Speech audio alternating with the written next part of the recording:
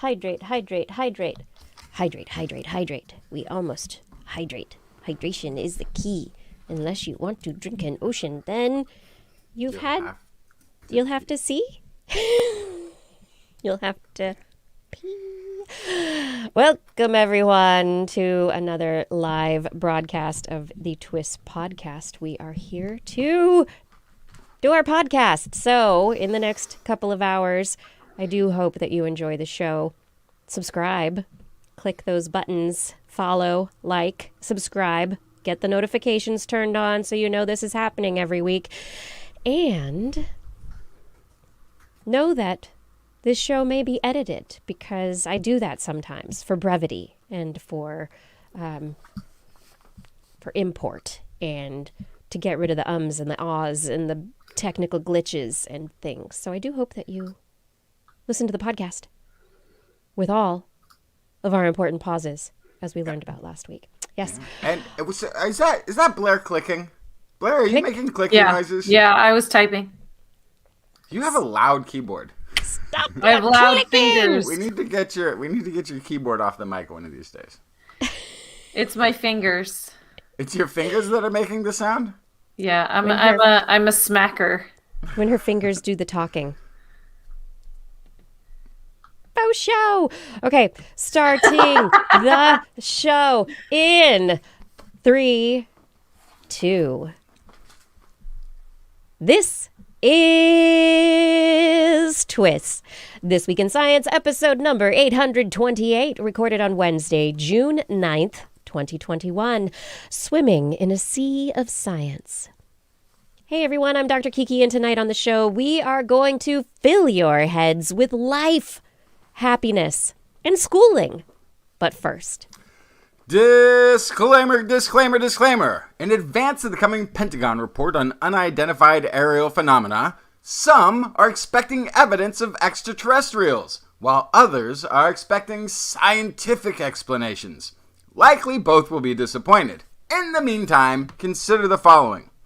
What if it turns out that humans are the most intelligent life form in the galaxy? Life in the galaxy seems likely. Life abounds on Earth. Life is chemistry. Chemistry of the Earth is not rare in the galaxy. But intelligent life, that sentient theory of mind, innovator of language, mathematics, technology, the type of intelligence humans are capable of, is so incredibly rare here on Earth that it only happened to one species. And even then we have to ask ourselves, for how long will that intelligent species last upon the Earth? If you can imagine that we might be it for higher intelligence, the one rare example, what then? What responsibility should we have, the most intelligent creature in the galaxy, for the planet we are on, for preserving the only life forms we know to exist, for using our intelligence to uncover the mysteries of the universe, for one day traveling beyond our own star, so we can discover other planets, other life, or maybe just use that big brain of ours to get along with one another here on Earth. If you are looking for the most intelligent life forms in the galaxy, you can find them. The place you should be looking is This Week in Science, coming up next. I've got the kind of mind I can't get enough. I want to learn everything. I want to fill it all up with new discoveries that happen every day of the week. There's only one place to go to find the knowledge I seek. I want to know what's happening. What's happening? What's happening this week in science? What's happening? What's happening? What's happening this week in science? Good science to you, Kiki and Blair. And a good science to you too, Justin, Blair, and everyone out there. Welcome to another episode of This Week in Science. We are back again. What are we talking about this week? Science? Yes! Yes! We're talking about science because we love to show up every Wednesday at 8 p.m. Pacific time to talk about science together. We love to do that. And we're glad that those of you who are watching live are here with us right now. And those of you who are watching us or listening to us as a podcast or time shifted on your favorite platform, thank you for joining us whenever you can. We do hope that you enjoy the next Science-y hour or more. We'll see how long we'll see how long it goes. I have stories. I did bring some this week about treating depression, learning math, and reviving life. Ooh. Yeah, that sounds exciting. Yeah, they are exciting. Lots of exciting stories. Justin, what did you bring? I have got expensive asteroids, robots raising children, flu vaccine study that you might have thought they'd done a long time ago, and why women should eat healthy foods. Just Everyone women. should eat healthy foods. Well, Kids or Yeah, okay. men or generally people. Yes, good advice, good advice. But it's even more so good advice for women, and I'll explain why All at the right. end of the show. Fantastic. Blair, what is in Yes. the animal corner? Oh, I have hanger. I have There you go. bacteria traps. I have school lessons gone wrong, and I have puppies. Aw. I like puppies. Yeah. We will have fun with all of the puppies because puppies Just don't make get the everyone happy. hanger. Yeah, don't get the hanger and the puppies confused, because then you don't want those near. It's just gonna cause problems. Are you talking about puppy eating? What are you talking about? No, No. that's awful. Whenever you Okay. say something, though, I now assume it's something that's happened in the world. Like there's like this awful story out there. I'll leave the show and find out. Oh gosh, puppy eating is a thing that was in the news this week. Okay, good.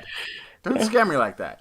Nope, not in the news. No puppy eating in the news. But we have a whole bunch of science news to talk about, so let's get to it. Before we do, just want to remind you right there, that you can subscribe to This Week in Science on just about any podcast platform that is out there. We are also on YouTube, Facebook, and Twitch. We're on Twitter, we're on Instagram, and you can find us by looking for This Week in Science. Our website is twis.org. All right, first story of the night. What about reviving ancient life? I mean, I think I remember some movies with this theme, and it always goes horribly awry. That's because they don't show you the movies where everything just works out to be a They don't, new scientific discovery. They just Yeah. those scripts don't get off the ground. Yeah, very banal. Hollywood's not so into it, so yeah. Anyway, Russian researchers took from the ancient Siberian permafrost. Okay, this does sound like exactly like. Okay, wait a sec. Here we go, right? Some samples. This is from the Soil Cryology Lab. They published in the journal Current Biology on their study in which they reawakened bedelloid rotifers. These are little water-living multicellular animals, not single-cell bacteria or yeast-like organisms. These are multicellular animals. You do need a microscope to be able to take a look at them. They're not really visible by the naked eye, but still, multiple cells working to keep them going. And they're tough little creatures, kind of on the level of tardigrades. They're not quite tardigrade level of being able to survive things, but they can freeze and thaw and freeze and thaw and freeze and thaw. Well, I said ancient, and this ancientness, 24,000 years they had been frozen. Oh my goodness. Brought back to life. Wow. Totally fine. And they've also, previously, they identified a worm, a nematode that was about 30,000 years old. But this, as they say, Stas Malovin of the Soil Cryology Laboratory at the Institute of Physiochemical and Biological Problems in Soil Science in Pushino, Russia. Our report is the hardest proof as of today that multicellular animals could withstand tens of thousands of years in cryptobiosis, the state of almost completely arrested metabolism. I mean, talk about arrested development. Yeah. It's all these bones and skin. It's just it's keeping us from some of the coolest stuff, right? Yeah, I know. But this is the interesting I like point, having a Blair. brain. Justin talked about regenerating limbs last week with respect to axolotls and what we could learn from the molecular biology of organisms that are really good at regenerating things. And here we have an organism, like the tardigrade, able to withstand freezing for a very long period of time. Could the mechanisms that are involved in allowing a multicellular, although microscopic organism to survive for 24,000 years while frozen, could they be learned and applied to humans? Mm-hmm. Is this something that could work? We're talking about Austin Powers now. Right? Yeah, no. Either that or, what was it? I don't remember the name of the movie. I'm going to say no. I mean, it has to be something so specific, and it's makeup that is not allowing anything to deteriorate the genetic material as it's in the G0 stasis. I mean, right.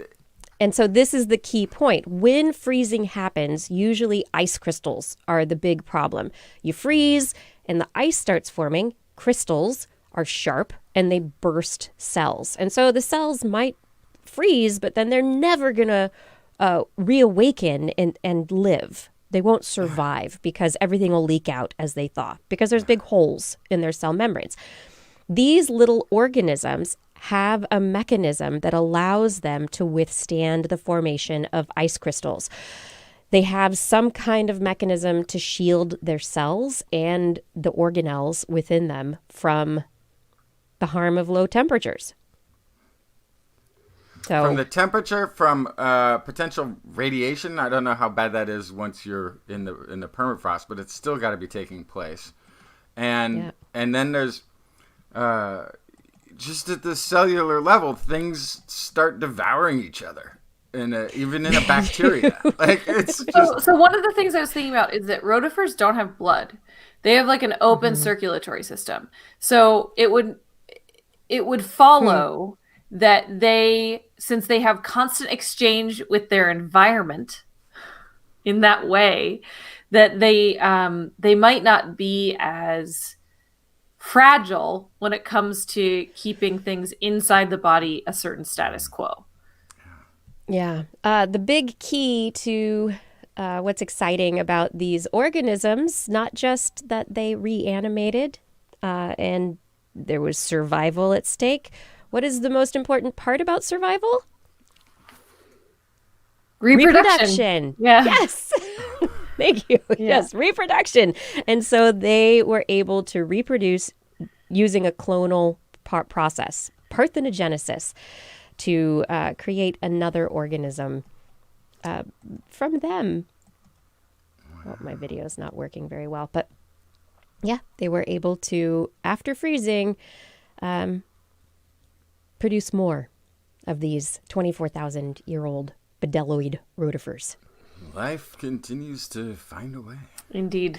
And I think another big question related to this, though, yes, okay, mechanisms, molecular mechanisms related to cryogenics and being able to freeze and thaw mammals, humans, maybe at some point in the future. But huge question, what about all of the Siberian permafrosts that are thawing? Great question. Does this mean if the thawing happens at a decent pace, will they survive? Will organisms like this that are in the ice return to compete with the organisms that are alive now? And what will that do to that ecosystem? Yeah. Mm-hmm. Yeah. Are any of them carrying integrate? Bacteria that the environment's not used to anymore? Yeah. I don't know. I still kind of am always falling on that side when there's a conversation like this of, yeah, it's such an arms race to keep up with all of the other things in the niches that, boy, I just assume anything that jumps in this late in the game is going to be defenseless. Now, we could say, like, yeah, everything has moved on and has forgotten how to defend against its particular strategy, and that's possible. But there's so many things competing so ruthlessly, and that arms race has been going on so long that I wouldn't like the odds of coming in late in the game. Very doubtful. And I guess we're all going to be part of that giant experiment. Yeah. We'll find out. Oh God. Speaking of experiments, Justin, you want to talk about raising children? Oh, well, yes. In this day and age of two-income families, with busy work schedules and long commutes, there's little time for meaningful interactions with children. That's where robots can help. Great. Researchers at the University of California, Santa Cruz, King's College London, and a company called Sproutel have developed a socially assistive robot specifically designed to aid emotional regulation in children. The robot looks like a fuzzy stuffed animal. Looks like a kid's toy. It responds to a child's touch via a simulated heartbeat. When the creature is nervous, it has a rapid heartbeat, calming down and reducing its movements as the child caresses or hugs it.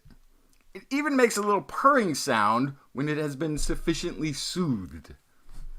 Researchers evaluated their robot in a series of initial experiments where children and their parents were asked to interact with the robot and share their feedback.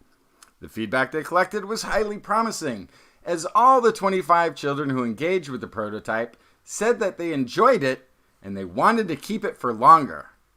Which means they took the kids' stuffies away at the end of the experiment?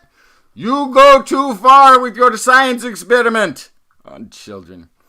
I was really struck by the positive impact that was reported by children and parents in our field study, said Catherine Isbister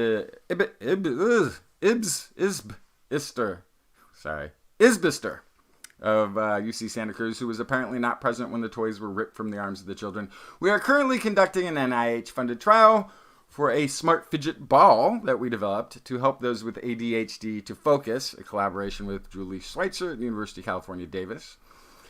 Peter Slovak, researcher at King's College London, is continuing to explore the use of the fuzzy creature in various emotion regulation contexts with a range of populations, including children, adolescents, and youth.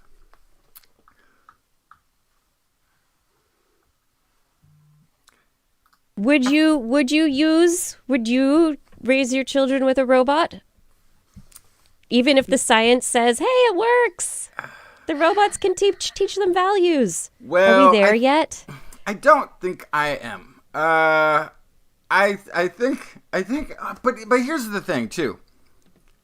There's something that reminds one of having a pet, like having a cat or a dog or something growing up, and knowing when the dog is happy and knowing what you're doing that's upsetting it. And if the kid can't have a pet, they've got allergies, they live in a building that doesn't allow it, as a simulation for that sort of thing, yeah, maybe I could see that. As just another kid's toy, yeah, I guess I could see that. I would probably not object to it. I don't like the idea of it replacing that which I feel like hugs. Yeah, that's not great. Human contact? Yeah. Human contact. It's a great thing. Which is important. But also, this is also being directed at kids that might be having problems elsewise. To sort of, the idea is they've also been working on different types of fidgety things, so that when a kid is occupied or preoccupied with an object, or in this case, a heartbeat of a stuffed animal, it takes that anxiety or the fixation problem, if it's ADD or whatever it is, and sort of places it in this secondary object, allowing them to concentrate better, is the idea behind it. I mean, let's be real. Robots are raising our children. It's called an iPad. Thanks. I'm just saying, for people listening to this going like, I would never. Actually, we're teaching our kids a lot of things via technology now. I think, yes, replacing other things, bad. But especially for children that have problems processing and expressing and reading emotions, this could be a cool tool. It could And be. I think And additionally, they're cute little stuffed animals, and it's an interactive toy. It's a toy that can respond, and like you said, Justin, if it's responding to the child, and like you said, maybe they can't have a cat that can purr. Maybe they don't have a dog that can come and ask for snuggles at just the right moment. And having a little toy, a blanket, something. This is better than a blanket because it's a little bit interactive. It gives them something. It responds. So I can see how this could be very useful. So it's in preprint. They haven't totally published the study yet. I didn't see, at least in the press release, anything about a control group, because I found like my favorite stuffy was like all I needed to be cool when I was a kid. So these are stuffed animals. Like, how do you separate the stuffed animal from this whole heartbeat interaction thing that they've created on top of it? Because stuffed animals kids love and find soothing. I mean, it could have a favorite blanket. It could be like whatever that they're hanging on to. I think Schuber, though, Alexa, please sedate child number 1. Thank you, Schuber, from the chat room. Yes. Yeah, so if they are linked, and you've got one of the kids, the stuffed animal emits a gathese substance. Help! Oh, and then the kid is like, child is sedated. The design of these things too, I can't tell if they're cute or they're disconcerting and terrifying. They're cute. Definitely like the one on the soft. right is very cute. It's that one on the left that I feel like is going to be watching me while I sleep later. It's kind of bothering me. You, Blair? Yeah, it's going to be watching you. Yeah. Just sitting in the corner, wake up, staring. it's going to be sitting at the foot of my bed. Yep. All right, Blair. Yes. You can outsmart this stuffed animal robot. Tell me about outsmarting bacteria. Yes. Yeah, how do we do that? So much talk of vaccines in the news. They're all the rage. But it would be great if we could get some really good vaccines towards a lot of bacteria that like to evolve and mutate. And they're just a constant moving target. And a lot of the time they become more deadly as they mutate and evolve, right? And so researchers at ETH Zurich and the University of Basel have looked at how to exploit this mechanism to come up with an effective vaccine against bacteria. So they use this on salmonella, and they developed a vaccine that instead of trying to kill the bacteria, no, it just pushes and pressures and guides their evolution to make them weak. So they can use it to drive evolution in a certain direction, and in this case, something they would consider a dead end. So they inoculated mice with different vaccines against Salmonella typhimurium and observed how the salmonella in the animal's guts modified their genes to escape the vaccine's effects. And that let scientists then identify the full spectrum of potential mutations and then produced a combination vaccine to push them in a particular direction. That caused an important sugar coating on the surface to atrophy. And so affected bacteria could still multiply in the gut, but were largely unable to infect body tissues and cause disease. So this is in tests on mice, and it was shown in this test to be more effective than preventing salmonella in existing vaccines for pigs and chickens. So it's a pretty interesting idea to kind of recognize, okay, the bacteria is going to mutate. What if we push it in the right direction? Mm-hmm. Then you don't make super bugs, right? Forcing the mutational hand of the bacteria, going, you're gonna do better this way. That's right. You're gonna get what you want this way, and then you die. And then we know how we can still control you. For some reason, this feels safer to me. It feels like if it doesn't quite work all the way, you're not going to end up with a super bug. You're just going to end up with something that doesn't respond to the guiding vaccine, that doesn't actually even try to kill it, right? Like it's just it's I think it's interesting because it might be effective. It might be more effective than just trying to kill the bacteria, but it also might be less effective but more effective in the long run because you're not pushing you're not pushing an arms race, I guess. I think that's really interesting, is taking our understanding of arms races of how the ratcheting up of kind of predator prey or the changes necessary for survival, kind of understanding what we know to be important for a particular species of bacteria or a virus, say, and outsmarting it. Isn't that what our big brains are for? Yeah. That's fascinating. I hope I don't know. I'd love to see, I can't wait to see where this goes and whether it develops, whether this is developed as a way of fighting things off in the future. Yeah, we're just going to make that bacterial infection just so weak you don't even feel it anymore. The devolution. That's right. You're just going to just be quiet now, bacterial infection, and then we can take care of you. Yes. Well, this has nothing to do with bacteria, but it has everything to do with treating depression. Researchers this week reported on their phase 2 clinical trial. This is researchers publishing in Science Translational Medicine out of the University of Chicago's Department of Anesthesia and Critical Care. Their work using nitrous oxide, laughing gas, or you might know it as the propellant in whipped cream canisters, or you might know it as any number of uses that we actually have for nitrous oxide. Laughing gas may allow for happiness. In this recent study, they determined that giving the people in the study, the patients in the study, a 25% concentration. So normally, if you go to the dentist and ask for laughing gas, they're going to give you 70% concentration, and that's going to keep you sedated. You may have some negative side effects, some nausea, not feeling so good afterwards, but they had found in a phase 1 trial that 50% worked really well, but there were a lot of these side effects. And so in the phase 2, they wanted to know whether or not a lower dose could work. And so they gave people a pretty...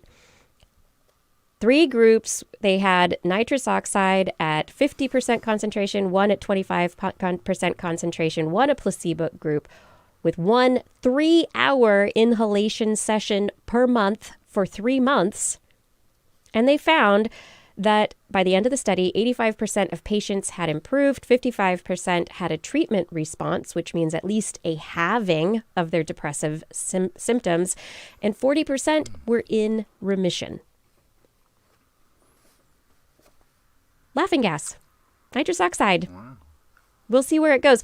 It was the researcher on the study, Peter Nagel, said that he had been working as an anesthesiologist and knew about nitrous oxide for decades and knew that it's an antagonist of NMDA glutamate receptors.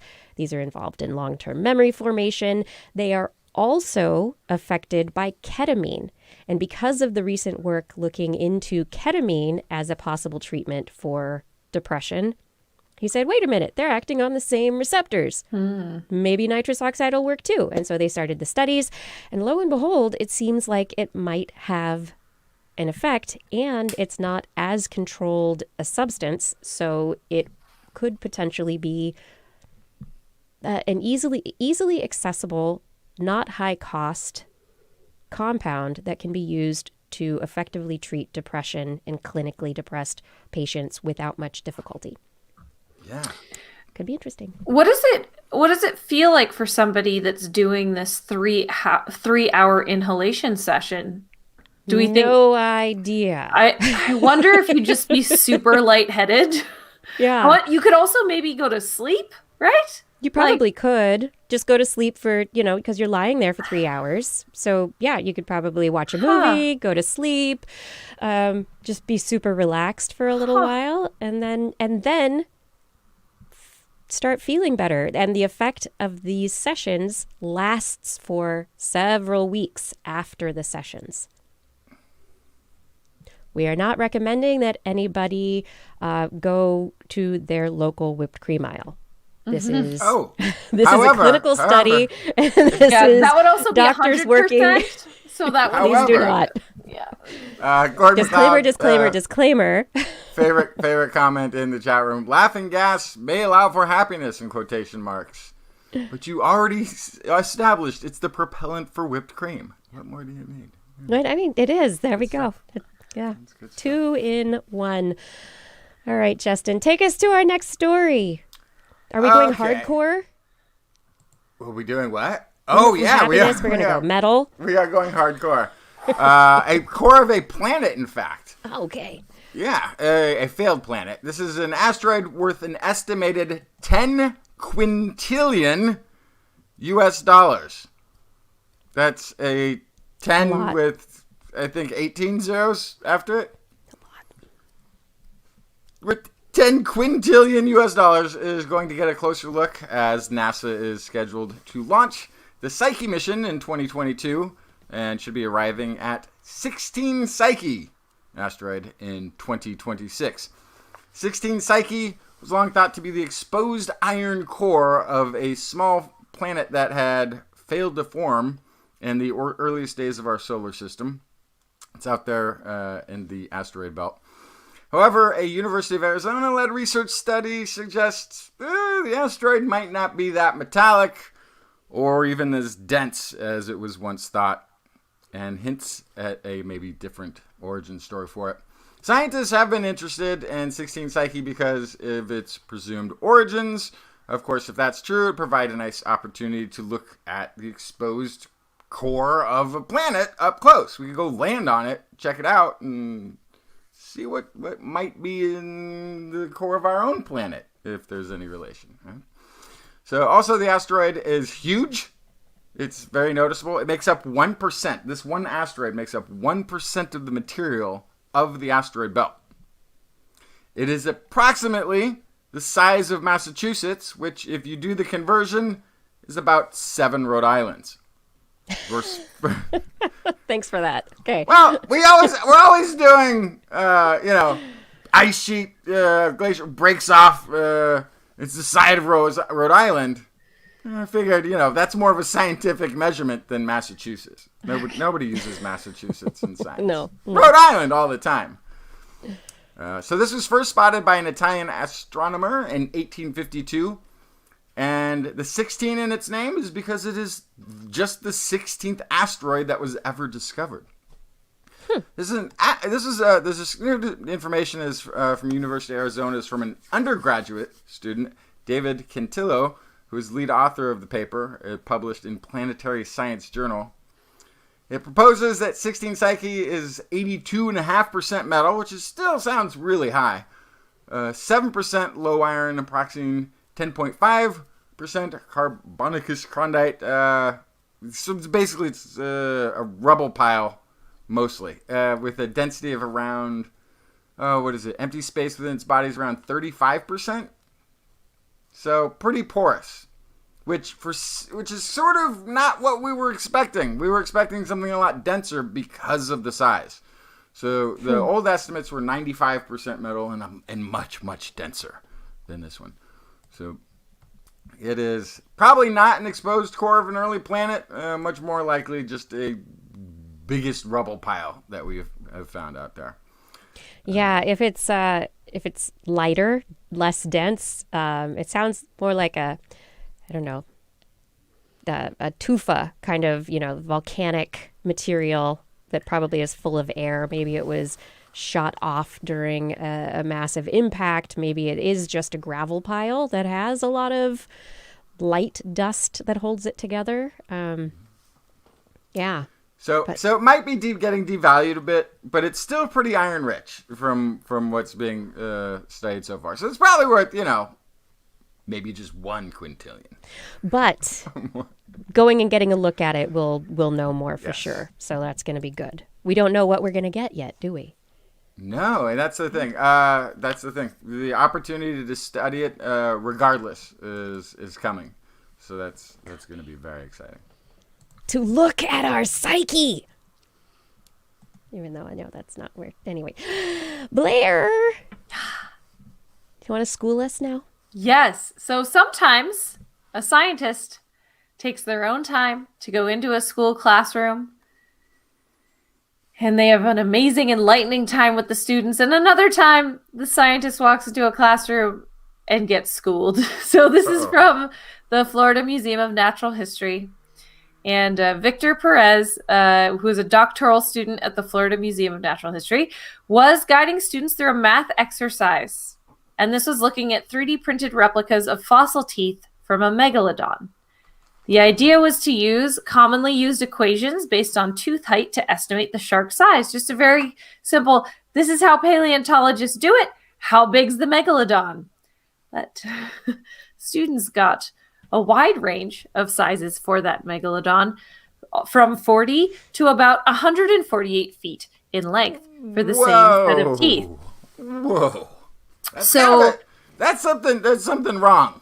Yeah, so you can imagine at first, or the methodology. Yeah. He was like, all right, did you use the equation wrong? Did you forget to fix your units? Like, what is happening? Because there was a mathematical error somewhere in here. Why did we have this wide range? It turns out that these equations that have been used by scientists since 2002 that have just been blindly accepted in paleontology, they're not as accurate as we thought. So really, yeah, with a range like that. Yeah. So megalodon sharks, they shed thousands of teeth over a lifetime. Sharks have this thing called the tooth whorl, which is like the tooth conveyor belt, right? So they're constantly losing teeth in this cartilaginous jaw. It's almost impossible to keep the teeth in there. And so the jaw decomposes over time, but the teeth don't because of enamel. It's really great stuff that we have on the outside. So all of that to say, that's why you get a lot of shark teeth in the fossil record, but not a lot else because they're cartilaginous skeletons and it's all kind of soft and squishy. It falls apart. So they've been using great white sharks as a proxy, as a model, and then you kind of extrapolate based on the shape and size of the teeth in their mouth to the megalodon, and then you can make some distinctions based on that. They have a couple vertebrae for megalodons, but mostly it's just teeth. And so you have to identify where in the jaw the tooth belongs and then measure the length. And so this is from a nearly complete set of teeth. So you're pretty sure where the teeth belong. It was a CT scan that then the classroom did their own 3D printing of the teeth, which I think is so fun. That's great. Then they were able to measure with a real ruler the size of these things and the shape and arrange them and set up their megalodon. So they were supposed to, as kind of like an art project, they're supposed to make a whole megalodon jaw out of these 3D printed teeth, which is, I think is so, oh my God. I wish I could go back to school now that 3D printers exist. I think it would be so fun. But anyway. Blair, next time you come to Portland, I'll get Marshall to make sure his 3D printer is ready to go and you can print a megalodon jaw. We'll do this. I'm going to print so many things. Okay, anyway. Megalodon puzzle jaw. We'll make it happen. I love it. Regardless, these equations are wrong. Clearly, they're missing something, right? What about age of the shark? What about? Yeah, go ahead, Justin. Yes. Well, no, okay. So the idea is, you depending on where it is, you measure it, and that will relate to its overall size. So the equation that they're doing is fine. The math is working out. It's just the principle behind it doesn't actually fit because based on the height of the teeth, there's still some play as to where in the mouth the tooth goes. And that is really the problem. So if the tooth is in the back of the mouth versus in the front, that's going to dictate a different size shark. And so what the suggestion of, Perez released in a community newsletter, this kind of quandary, and Teddy Badeau, an avocational paleontologist in France, suggested to measure the width instead of the height of the teeth, which is the great thing about the width is that it's very specific how big the jaw itself can be because they have to go next to each other. Yep. So there's a lot less play there. And so they developed a whole new set of equations based on tooth width. Then they analyzed fossil teeth from 11 individuals representing 5 species, including the megalodon. And then they developed this new model. And the new model still have a range of error of about 10 feet, but that's certainly a lot better than 100 feet. And so since then, they're transitioning to potentially using this new equation. And on top of that, Victor Perez teaches this lesson still, but very differently. So he can talk about the nature of science and unanswered questions and how conventional ways of thinking of things aren't always right. How conventional ways of thinking can be overturned by your students. Yeah. Fantastic. That's great. Yeah. And so with this new equation, there are some estimates that the Megalodon's actually bigger than we previously thought, pushing it up to 65 feet in length, which is that's terrifying. A couple of school buses. Yeah. Well, it depends on the school bus, but yeah, I can. Yeah, not normal school bus. All right. So my last story for the opening stories tonight is a bit political. I want you to listen to this clip of a House Natural Resources hearing here in the United States. From what's been testified to, the Forest Service and the BLM, you want very much to work on the issue of climate change. I was informed by the immediate past director of NASA that they have found that the moon's orbit is changing slightly, and so is the Earth's orbit around the sun. We know there's been significant solar flare activity. And so is there anything that the National Forest Service or BLM can do to change the course of the moon's orbit or the Earth's orbit around the sun? Obviously, that would have profound effects on our climate. This is Louie Gohmert, right? This is Representative Louie Gohmert, a Republican representative from Texas. of government for the United States of America. Yes, from the United States of America. Boy, am I proud.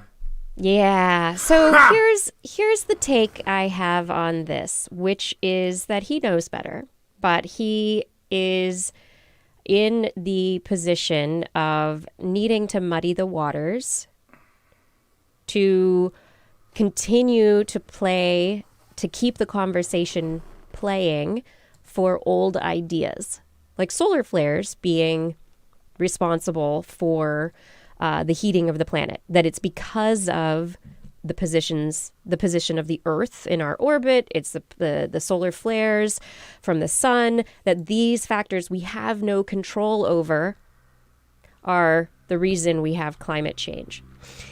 And what I want to say is a lot of people online have been saying, he must be so dumb. And I don't think he is. I think he's a politician and he's playing the game. But what we end up having is a lot of conversation now about this topic. And no, we're not going to move the orbit of the Earth. No, we're not going to move the orbit of the moon, because that would have profound effects, not on climate so much as everything on the planet. The moon's going to do its own moving over time as it slowly gets further and further away from the Earth and escapes our gravitational pull. But that's going to happen over a very long period of time. And in the meantime, what we do have control over are our own actions. We have control over what we regulate. We have control over where we put our money. We have control over how we use our technology. We have control over how we build our infrastructure, how we help poorer countries develop their infrastructure. These are things we have control over. No, we cannot control the orbit of the Earth, the orbit of the moon, or solar flares on the sun. Right. But if we can't do that, if we can't control the orbit of the moon, that means there's no point in trying to do anything about global warming. Yeah. That is his point. Okay. That is his point. That is what he is trying to put forward. And I would like to just say that we need to continue to have conversations because they're pushing these ideas, and the science indeed is in that it is our activity that is promoting climate change. It is our emissions of carbon dioxide that are acidifying the oceans, that are changing the atmosphere and its ability to hold heat. That's us. And we need to accept that, and we need to talk about it a lot more. Yeah.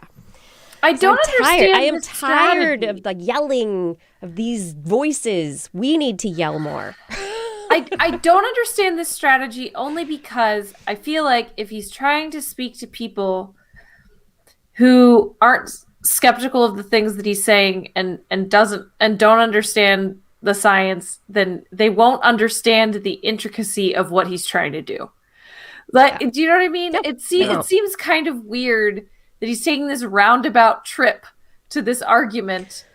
Because people who listen to him and have voted for him and, are in the know because they're in the special club that are in the know of the things he knows, he is reiterating knowledge that they are that they're confirmed in, that they agree with. And so it's the confirmation bias. And so they'll continue to hold on to these ideas. It is, but then we have to locate it somewhere else. Somewhere else, there are stories circulating that versions of global warming, that it's just sun flares, that it's just the orbit of the Earth changing, So it's confirming all these. Now, those sources can come from anywhere. I've heard them on a religious station before, where they were talking about what was it? Jesus was doing some stuff, whatever. But the sort of a religious tie-in to this is that humans can't control anything. Only a higher power controls the weather, the climate, everything. So that we actually don't have a role to play in it, even on that level. We don't control the weather, but we can influence the climate, and we are influencing it. It is these language differences, the slight nuances in the difference between control and influence. It is the differences between confirming that it's nature's responsibility versus we play a part in nature and are impacting it. Yeah. So and that's why climate change. They're different narratives. But bottom line is never trust a politician from Texas on climate change or anything that's created by the fossil fuel industry. Never just saying, but you don't trust a Kentucky senator or congressperson on the health effects of tobacco. And never trust a Sicilian when death is on the line. What is that? What did I do this time? Kiki, you're supposed to laugh and then fall off screen. Thump. Oh my goodness. This is This Week in Science. Thank you so much for listening to our program, for being a part of this show. If you love the show, please tell a friend about it today. Help us grow. Okay, let's dive into another joyful part of our program. The COVID update.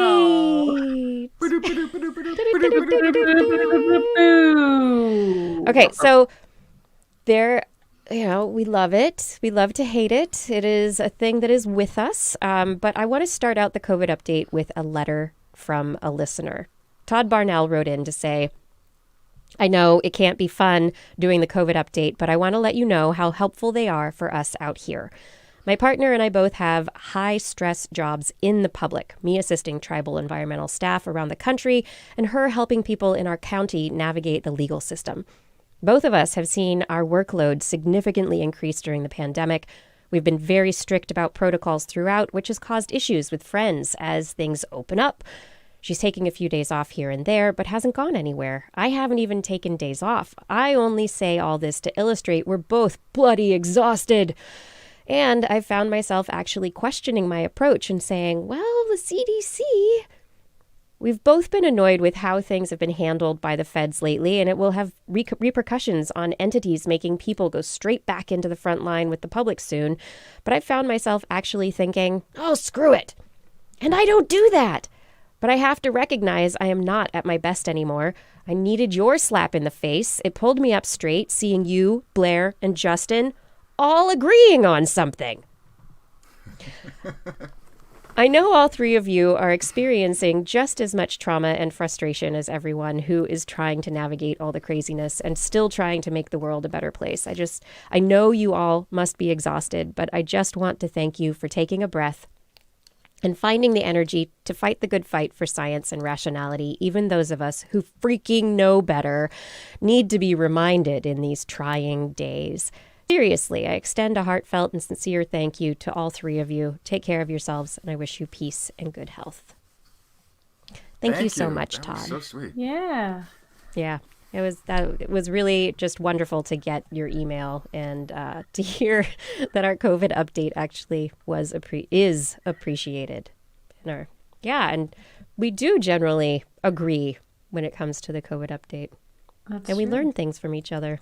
You know what? I agree with you on that. Hey, I also agree. Yes, agreeing. This is great.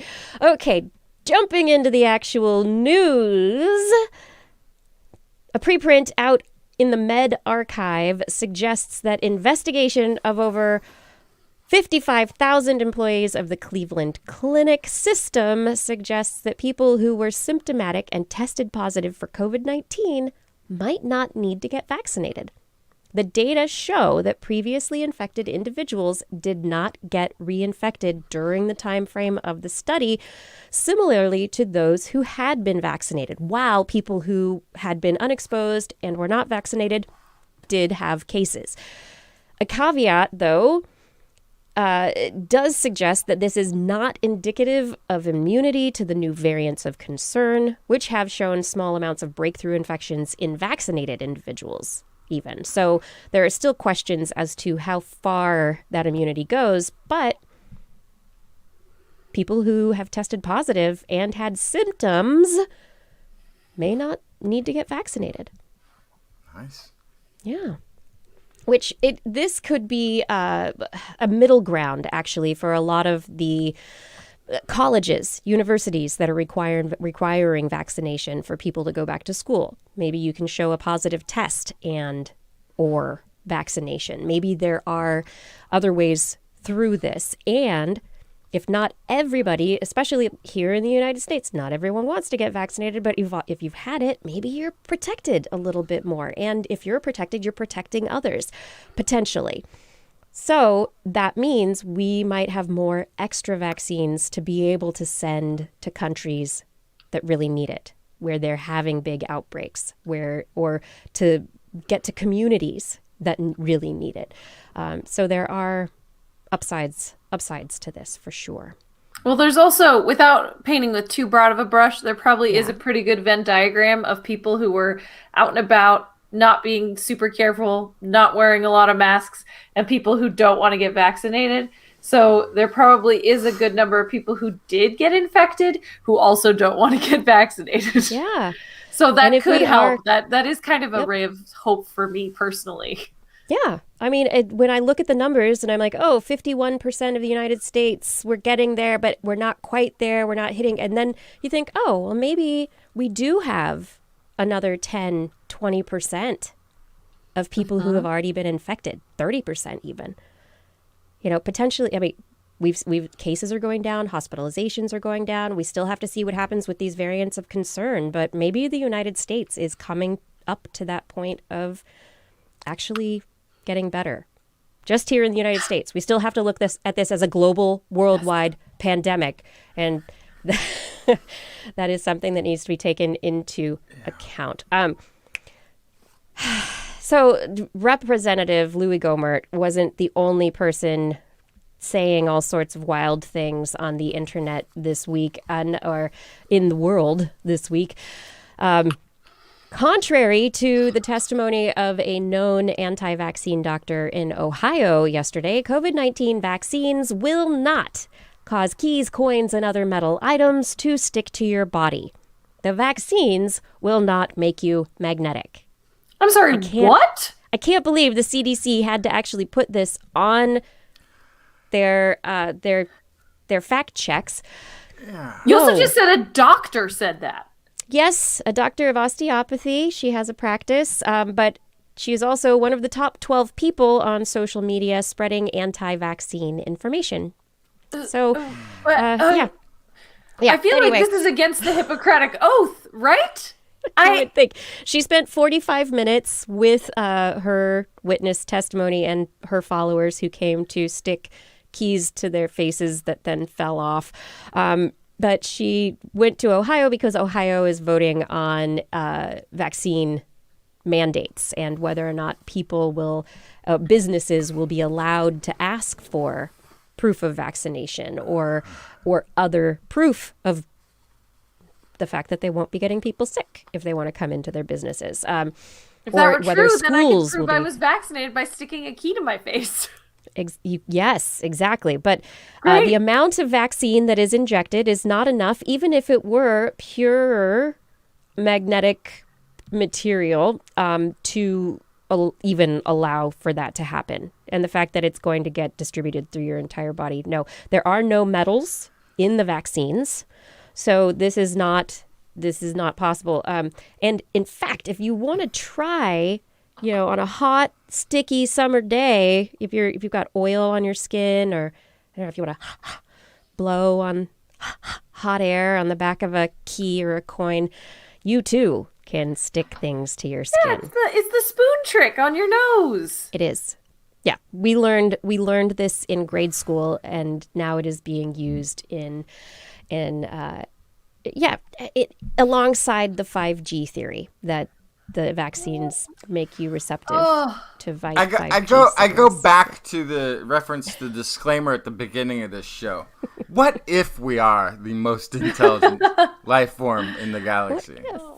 What if? Yeah. Well, anyway, the vaccines are not going to make you magnetic. They're going to protect you very well from infection by the SARS-CoV-2 virus and the variants, including the Delta variant, which is one of the most rapidly spreading variants of concern right now, that's spreading among the unvaccinated. So if you have not been infected, have not been vaccinated, please consider vaccination to protect yourself and your community. On the mask front, we know on social media, anti-masking is a big thing. Masks don't work. Justin, you've even said on the show, well, think about smoke. And if you're breathing air and stuff, it's like smoke particles. And people say, well, if it's like smoke particles, smoke goes through masks.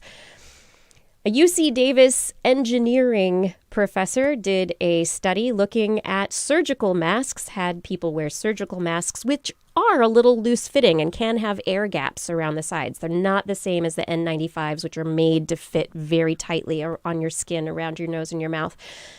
Surgical masks are known to be slightly less effective at preventing viral spread than N95 masks. That's why they're not the same level of protection. Again, below surgical masks, cloth masks are another step down in protection. Each level is a level of protection, yet this researcher had volunteers breathe into a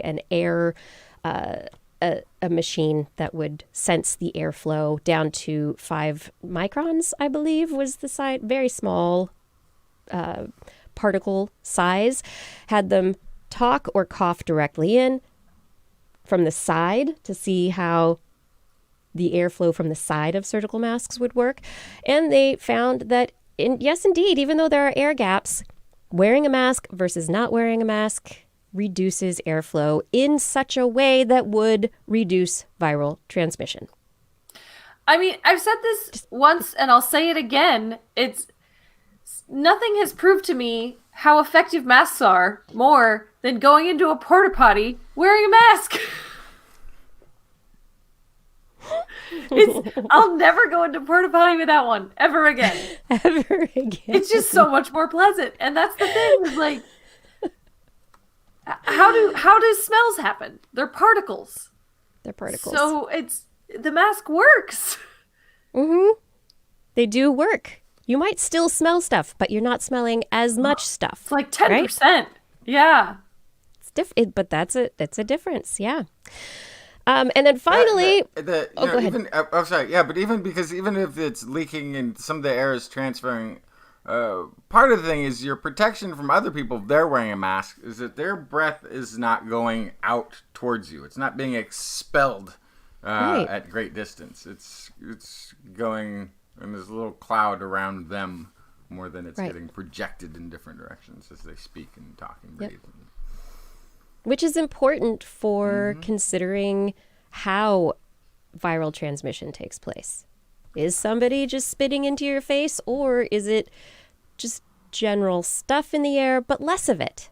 It still reduces the amount of it that gets into the air. And then finally, we have asked previously on the show about mixing and matching vaccine doses, and now there have been a few studies actually starting to look into this, and they seem to work fine. And at least with the one Pfizer dose first, followed by AstraZeneca, there are no significant side effects. Everything seems to work just great. There is a researcher actually embarking on doing a full comparison of the 12 different combinations of vaccines that are currently available. So Johnson & Johnson and an AstraZeneca, or the Moderna and a Pfizer, or, the various combinations to see how they all work. But so far, although limited, the studies seem to suggest they're effective and they don't harm you. Mixing and matching is not bad. Great. That's all we want. Have it and work. It could actually be Have it not beneficial bad. because you're getting potentially different bits of things. You know what? When the time comes for my booster, just go ahead and mix up a vat of jungle juice vaccine for me, and I'm good. Take it. Whatever it needs. Whatever I need. Do any of you have any COVID stories for this week? I guess I do. I guess I could jump to one of the other stories I've got. It's a population-based study that was published in JAMA. It's not a COVID story, but it is a vaccine story. Cool. They found that flu vaccination during pregnancy does not lead to an increased risk of adverse early childhood health outcomes. So, although pregnant people are not more susceptible to acquiring influenza infections in the first place, they are at an increased risk of severe illness and complications if they do get the flu during pregnancy. For this reason, all pregnant people are advised to receive a flu shot each year. However, only 36% of pregnant people are getting the shot. Because people are concerned. Yes. Yeah. I think my friend who was pregnant last year got a different flu shot than I did when we all got them at work. It was a different dose or something, but there was a slight difference in what was administered to her. They do have a variety of different flu shot formulations. They even have the nasal mist flu inhalant. So there are a variety. She could have asked for a very specific formulation also. Yeah. But yeah, I think the interesting thing is, the question is, you're doing risk benefit analysis, right? You could get the flu, and then that would put you and your baby at huge risk. And the question is, how much of a risk is it going to be to do this flu shot? And we're more afraid of the flu shot because it's this pharmaceutical thing. It's man-made. It's not, and there are a lot of reasons why people might have fear. Well, and when you're doing cost-benefit analysis, you're 100% sure you're getting the shot if you say you're going to get the shot.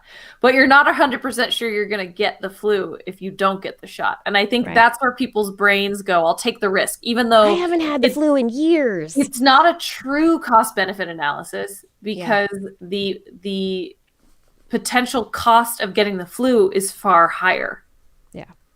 Yeah, and that's what the study is, right? Yeah. But that's the thing, is as long as it's safe. So there were anti-nausea medications that were given in the past that led to birth defects. There have been missteps in the medical community towards pregnant women because, like we discovered just last week, women don't get studied. No. For the most important piece of, what's the most important thing to evolution survival? Reproduction. And it's like, massively understudied. So it's no wonder that there have been these horrendous missteps in the past. Dr. Deshane Fell, she's an associate professor of epidemiology at Faculty of Medicine at University of Ottawa, went out on this study. 28,000 children from birth up to an average age of about 3.5 years in this study. I don't know that this has even been properly studied before. She looked at all the immune-related health conditions, asthma, ear infection, other types of infections, non-immune-related things, neoplasm, sensory impairment, non-specific health needs, emergency department visits, hospitalizations didn't increase. End of this, it's perfectly fine, has no health effects on the children, other than getting them through your pregnancy without having to deal with influenza. So, Dr. Fell is now also begun this sort of work on the COVID-19 vaccines. This is the thing. They're not allowing pregnant women to take the vaccine in many cases. So I know several that got it. You do know several? Okay. Yes. Well, it was a big question back in December because they hadn't tested it on pregnant women at that point in time. But then over the next couple of months, data did come in that suggested it was okay. And so I think it's become more of It's shifting. Yeah, it's been shifting and it's been recommended more and more because they're starting to see antibodies. Yeah. In the Bambininis. In the fetus, yes. In the fetus, yes. So that's exactly it. Not only has the research shown it's safe for pregnant women and their baby, but also, yes, that it will protect the newborn and the mother from COVID. Nice. Yeah. So protect your children. Yeah. Protect yourself, protect your children. Yeah. The unborn Bambininis, they don't actually get the shot themselves. You do. Yeah. They never have to. That's even better. You're feeding them. You're pumping them full of beneficial bacteria. You're giving them their microbiome. Antibodies. Give them the antibodies too. No, just push it all through. Yep. Yeah. It's all for the Bambininis. Is that what you said? The Bambininis? Bambininis. Oh, little Bambininis. Bam, bam, bam, bam. So they'll actually get any babies born to vaccinated pregnant mom then has these antibodies. They're jumping the line from all the 0 to 12-year-olds who can't get the shot yet. Yeah. Wow. And it's going to be protective to them when they're in the most, sensitive phase as their babies, right? They need to be protected. The newborn babies don't have an immune system. Basically, they're actually viral loads. Actually, they've got a lot of virus in them. Is what they've got. They've got very little microbiome and immune system stuff going on. Protect the Bambininis. This is This Week in Science. Thank you for joining us for another episode. If you love the show, head over to twis.org and click on our Patreon link. Our Patreon link will take you to our Patreon community where you can choose to support TWIS. $10 or more a month, and we will thank you by name at the end of the show. You'll also get some fun gifties. We have fun stickers and t-shirts and other things, depending on your level of support. And you'll get to join our Discord, which is popping right now, I do have to say. So if you want to really, really be a part of this community and help TWIS grow, help support our weekly endeavor to educate and discuss science, please support us on Patreon. We can't do this without you. We thank you for your support. And as we come back right now with more This Week in Science, it is time for Blair's Animal Corner with Blair. She loves our creatures, great and small. Biped, millipede, no pet at all.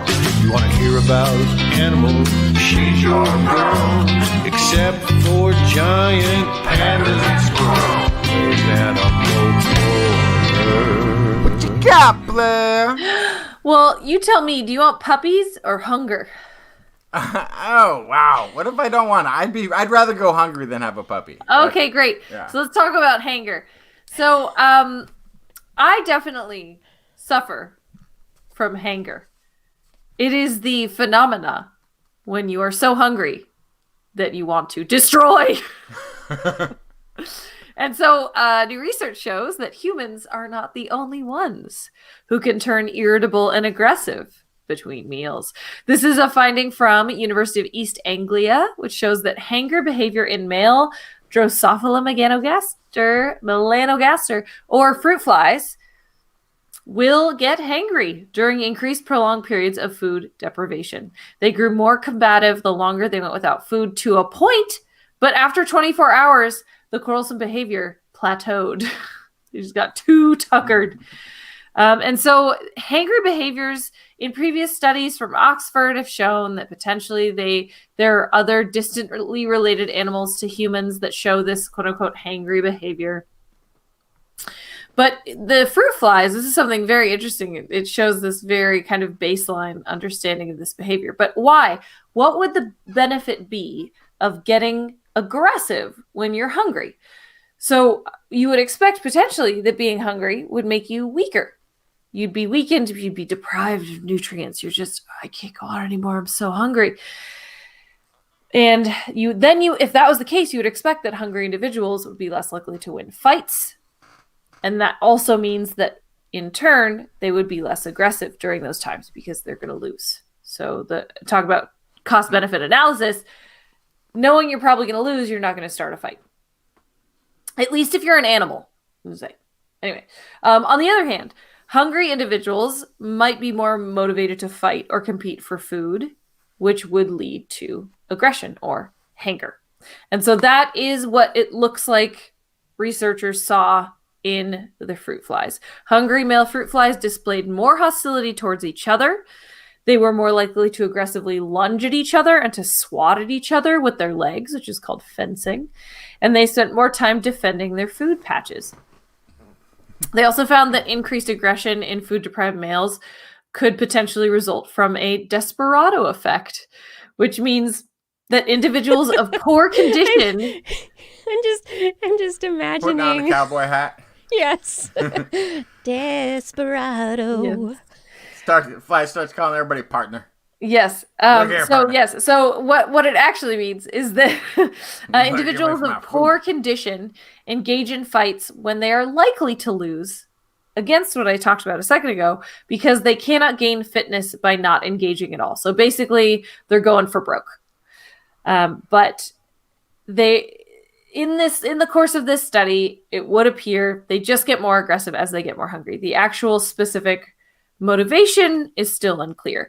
They figured this out by scanning vials of male fruit flies, a total of 16 or 32 times. Each scan lasted 3 seconds.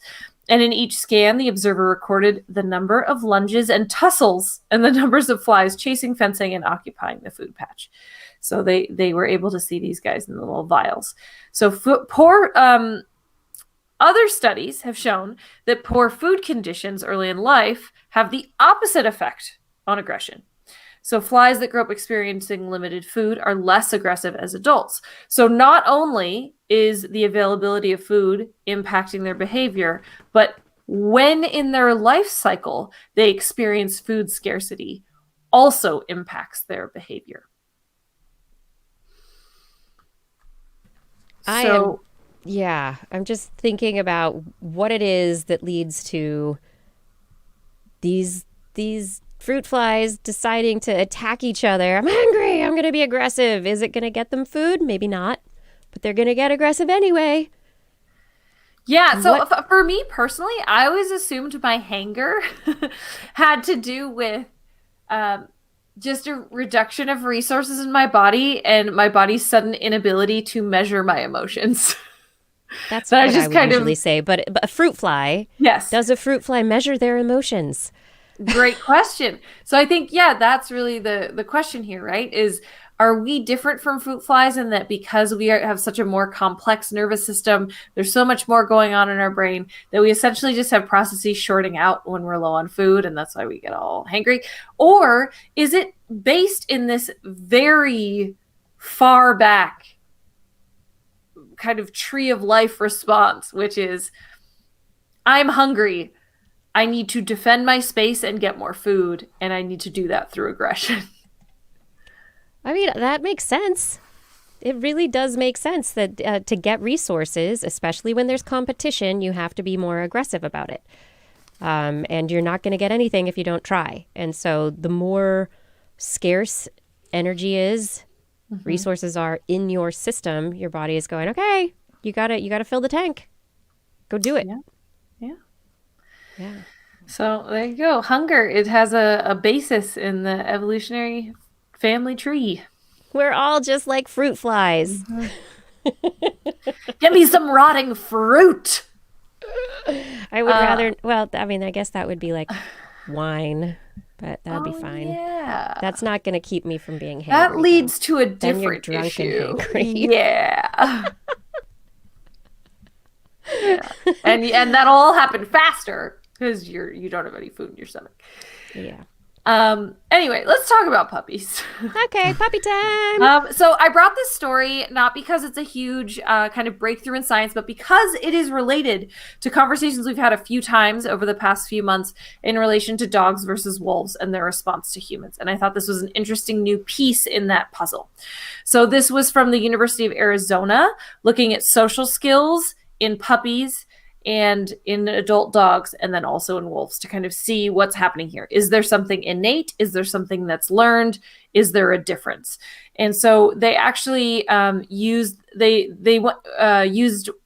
dogs from the California-based Canine Companions, which is a service dog organization which serves clients with physical disabilities. They chose that because they were able to know the genetic lineage of every individual. And because of the way service dogs are raised, they could do performative tests on 8-week-old puppies that had pretty much never seen a human. So all of that together was kind of the perfect opportunity to test how puppies respond to humans. So they looked at 375 of these 8-week-old service dogs. They had I have to say, this sounds like a terrible job. Yeah, I'm going to go try to give treats to puppies for my research project. Who thought of this, man? Oh, boy. Emily Bray, I'm going to come work in your lab. Yeah. So these 8-week-old dogs had almost no interaction with humans, one-on-one interaction with humans. You know, humans brought food in and stuff like that, but they didn't really interact with the puppies before this.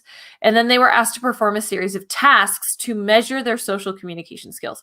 So one of these we were just talking about, and that's why I wanted to bring this up, is they actually explain how this works.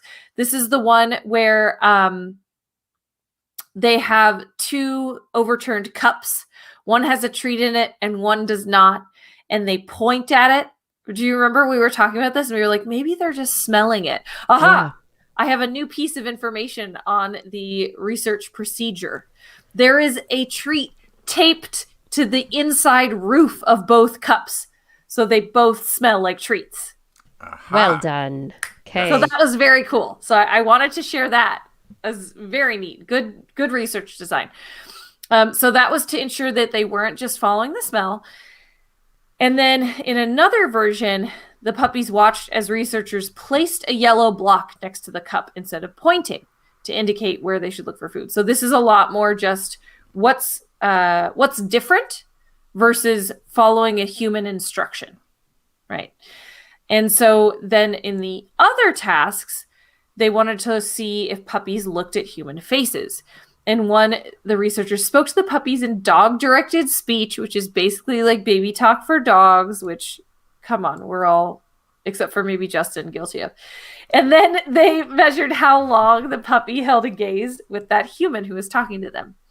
And then in the final task, it was an unsolvable task. I'm sure they got lots of pets and treats afterwards. Don't worry. They sealed a treat inside a closed container. It was impossible. And they presented it to the puppy and measured how often the puppy looked at the human for reassurance or help. So what did they find? Many of the puppies were responsive to humans' physical and verbal cues, but very few looked to humans for help with their unsolvable task. What that means is, just like with babies, it would appear that they are learning communication from us first before they can then provide their own communication back. So this is very similar to how human babies learn. Now, bringing in the genetics and the wolf part. So with the genetics, they wanted to look at whether the inherited genes explained the differences in the dog's abilities, and genetics explained more than 40% of the variation in puppies' abilities to follow human pointing gestures, as well as the variation in how long they engage in eye contact. So it's a lot, and it also I will just throw in as my own anecdotal knowledge of these sorts of things is usually these service dog places are only a limited select number of purebred breeds.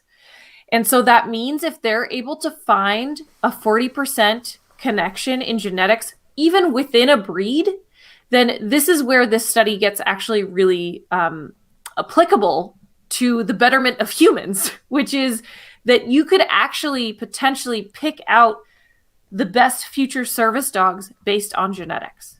Oh, I thought you were going to say the best people. Service people. Yeah. Yeah. Well, we could probably do that now, honestly. But anyway, so you might be able to predict before the puppy is born if that litter is going to be a good set of service dog candidates because they have the right genetic background. Now, this has to be, you have to tread carefully here. I will also throw in as my own editorial piece because dog breeds are already pretty seriously inbred. So this has to be done carefully because if you are trying to breed selectively for specific genes within an already purebred population, that can cause other unexpected defects. So this has to be done carefully and specifically, and who knows, someday maybe there will be some engineering involved. CRISPR those things in there, I don't know. But anyway, so there was that. The last piece I wanted to mention is that they did also compare this to previous studies with wolves. So wolves do not search out the help of humans when they are solving an unsolvable problem. So, but with adult dogs who have spent time with humans, they are constantly asking for reassurance from their human. And so this is where they think they can kind of parse out, okay, so these puppies really seem to be born with this understanding of how to key into a human's communications, but they have to learn based on this ancestral, almost wolf-like trait of not asking humans for help as they age. So this is some of the kind of squishy addition of these other research pieces in there. So still a lot to learn, but there does seem to be some innate human connection pieces in the genome of domestic dogs. The chat room is busting me up. What's that? Timmy's in the well again? Where? Show me. Oh, wait, what? You want a treat first? I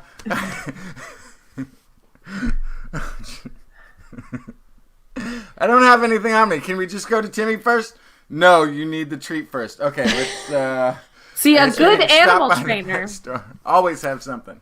No, a good animal trainer weans them after a behavior is established, you less consistently give treats so that they don't know if you have them. You also can build a bridge, so you can say "good girl" to Lassie, and boy, nice.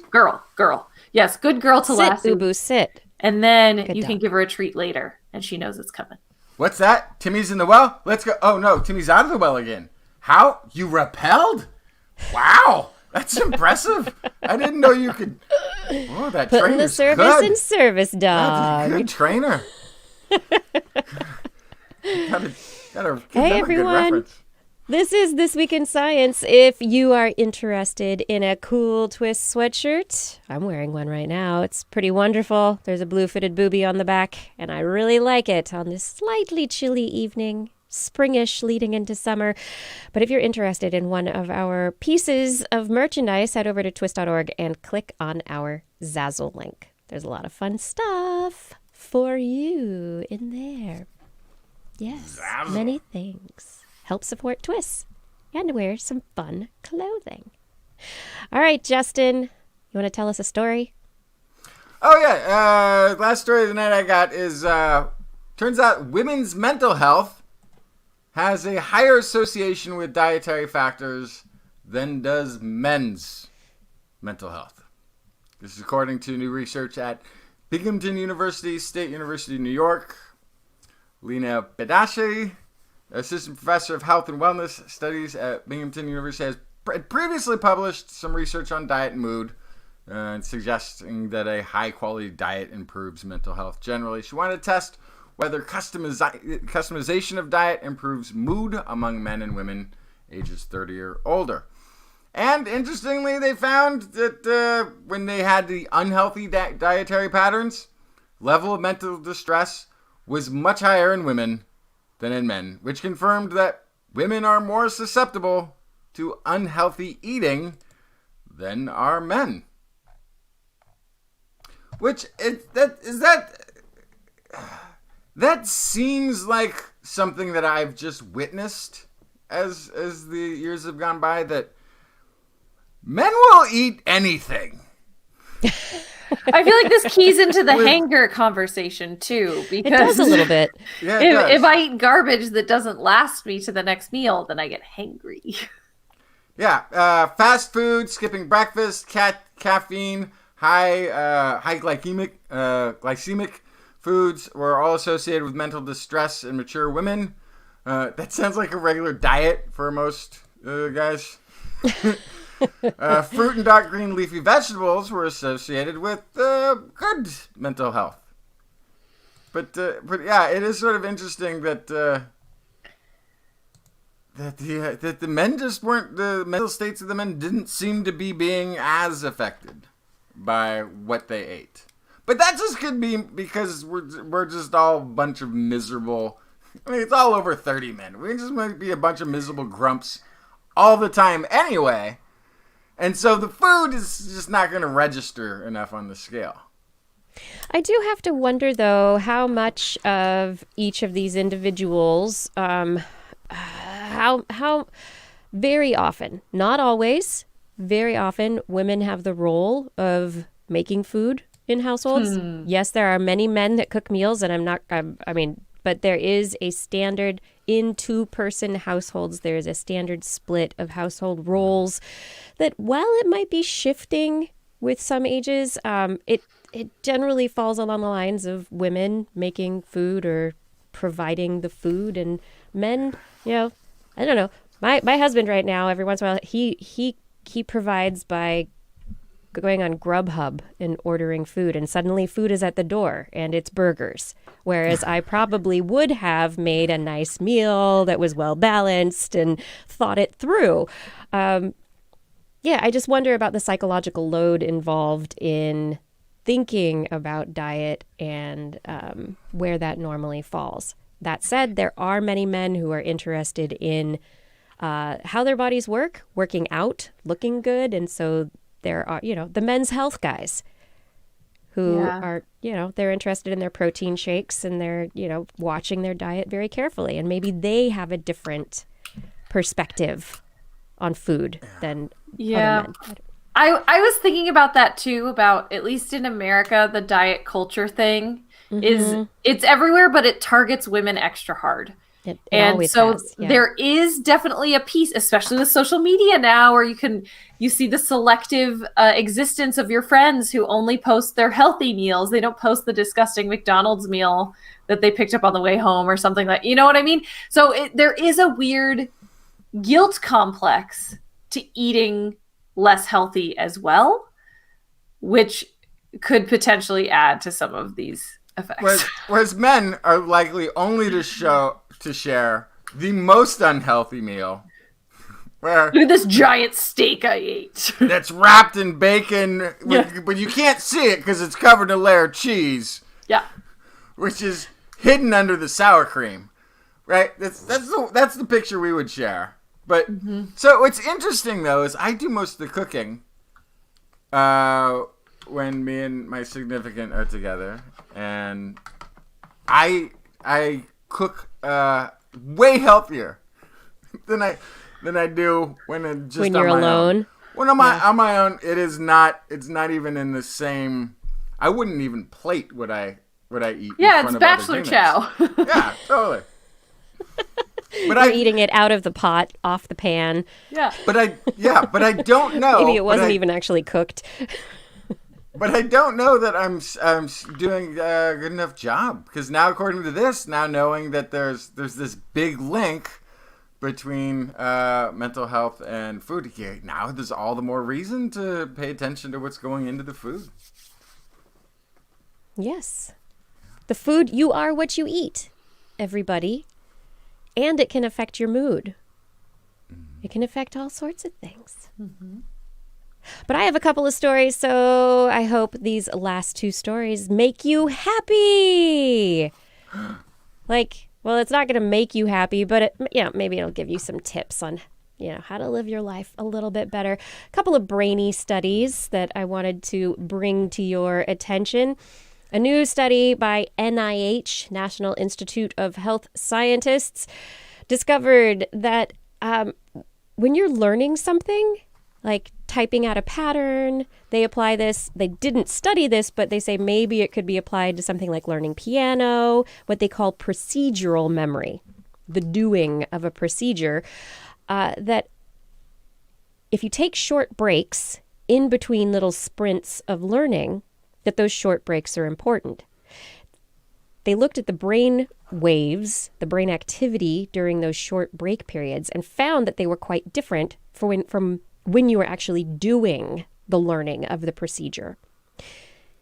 When you take a short break, your brain rapidly plays back the brain activity that happened while you were learning whatever the procedure is. So you learn something and you do it and you do it and you do it. Say you do it like 10 times, and then you go, okay, I'm going to take a little break for a minute or two. During that short period of time before you do something again for a rapid burst, your brain is compressing that information and compiling it. It's running it over and over and over again. And it's not just the somatosensory cortex that's involved in that motor learning process. And that's what the researchers thought, is that it was pretty much only going to be your somatosensory cortex, all the motor learning areas. They also discovered that your hippocampus is involved. They didn't think hippocampus was involved in procedural memories, but lo and behold, hippocampus is popping off and coordinating things and talking with your somatosensory cortex the whole time. And so the old idea of learning things and then sleeping on it to get the information really deep into your brain, that still works. But what they have discovered is this new method of doing short periods of learning, followed by a short break, followed by another bit of learning, followed by another short break, allows your brain to actually have much better acquisition of memories. So if you're learning piano or some other instrument, or maybe, you want to be like Simone Biles and just learn that vault, then you better do your round off, full in, triple back, and then take a little break before you try it again. What are you supposed to do during that break? Nothing. Just relax. Nothing at all. Nothing. Yes. You just do nothing. Stare at the wall. You can do, and just don't do anything. You could stare at the wall. You could probably, you could daydream. You could, not just, it's just, you don't do anything, but you let your brain do its thing. That's your brain hard for me. Try to do nothing. Try to do nothing. This was a really long time ago. We did a Breathing story. is okay. Yes, Gord. We did a story about students would look over a bunch of material for an exam, and then some of the students would go out drink that night, and some would go off to have other activities without drinking, whatever. The ones who drank did better on the next day exam. They scored higher. And what they think the reason is because after repeating this information, they also shut down the brain for new information, because the drinking doesn't do as much memory forming. Slowed that whole process down. So the last information the brain had was the study. Whereas the other students might have watched a movie, they were out with friends, they were doing all this other stuff, They got more information input. The brain, as they slept, didn't know what to lock in and what not to lock in. but drinking was sort of a barrier. It just sort of like, okay, we're going to stop. Shut it down.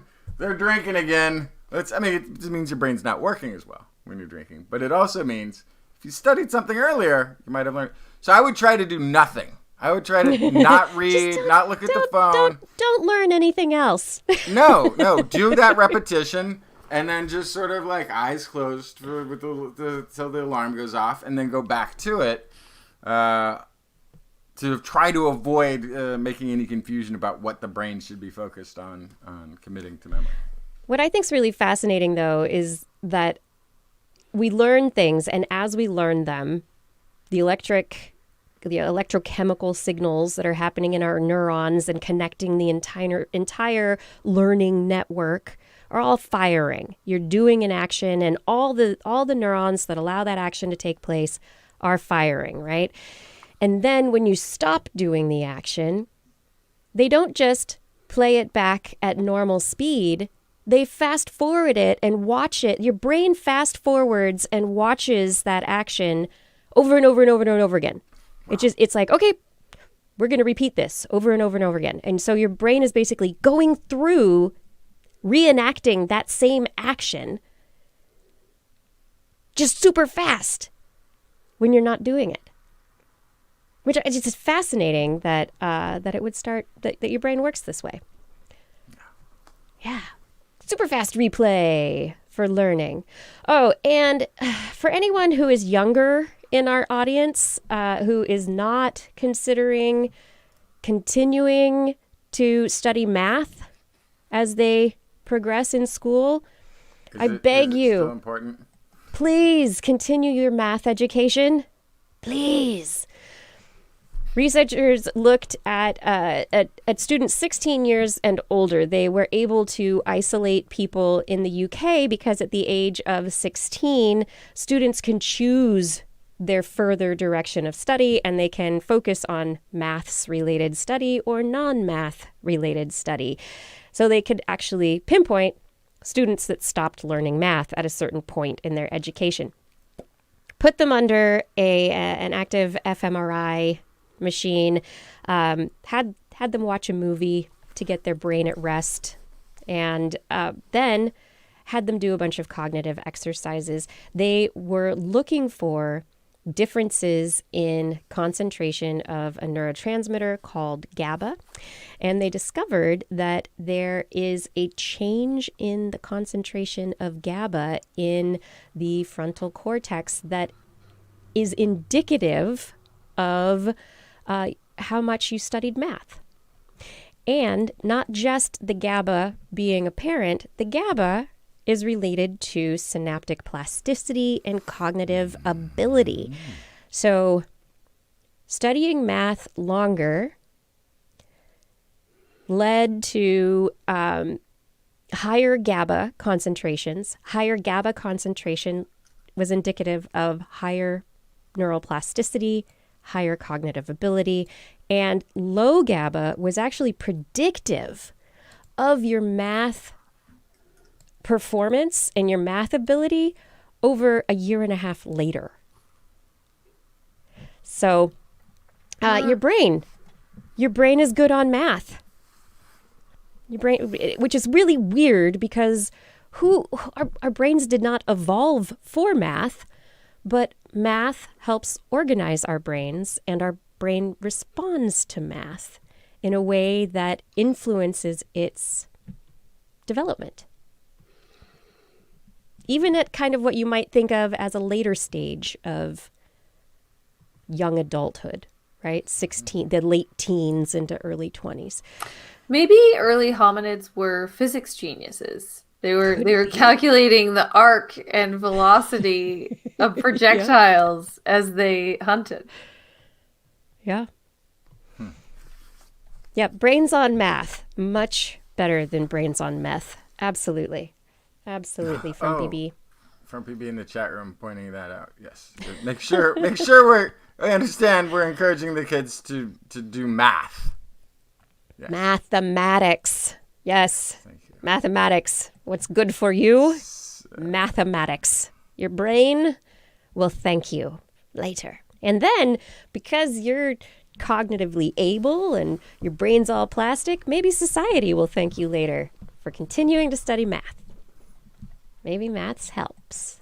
I don't know. I'd like to know how maths study influences society.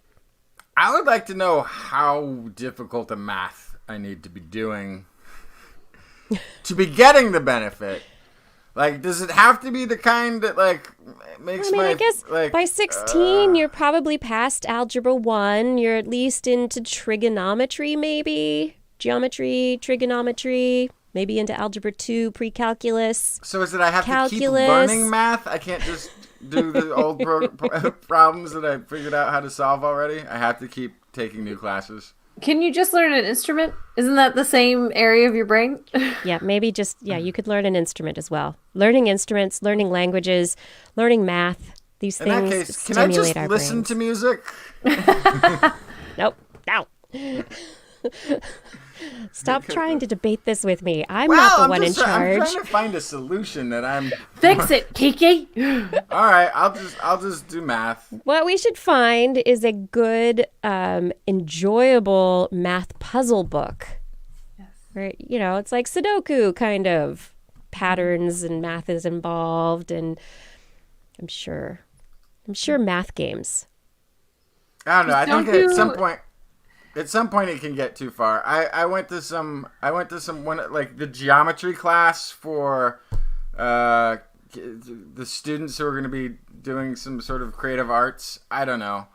It was basically watching movies of fractals is what I think it was. And it's almost all it was. I was just going to say, just don't do geometry, but for a completely different reason, which is that geometry is like, turn math into words. Actually, write a proof for why this is a triangle.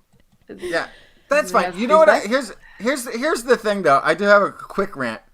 My kid's geometry textbook for colleges are like $140, something crazy. Whoever wrote that book didn't invent anything. We've known this information for They wrote thousands. some of the problems, though. We've known this information for thousands of years. Yeah, they just wrote practice problems. It's been collected and understood. Pretty pictures. But I get it. If you invented a new math, then you can charge $140. No for a new math. If My generation was experimented on with new math.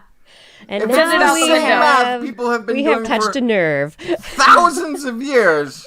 You should not be allowed to charge students $140 for a 2,000-year-old textbook. I'm sorry. The textbook's not 2,000 years old. It's material that has been interpreted for a modern audience with older than 2,000. With fresh problems that have been made to stimulate the student's mind. It's from BC. It's knowledge we had in the knowledge, BCs. Yes, but you still have to teach it to the people now.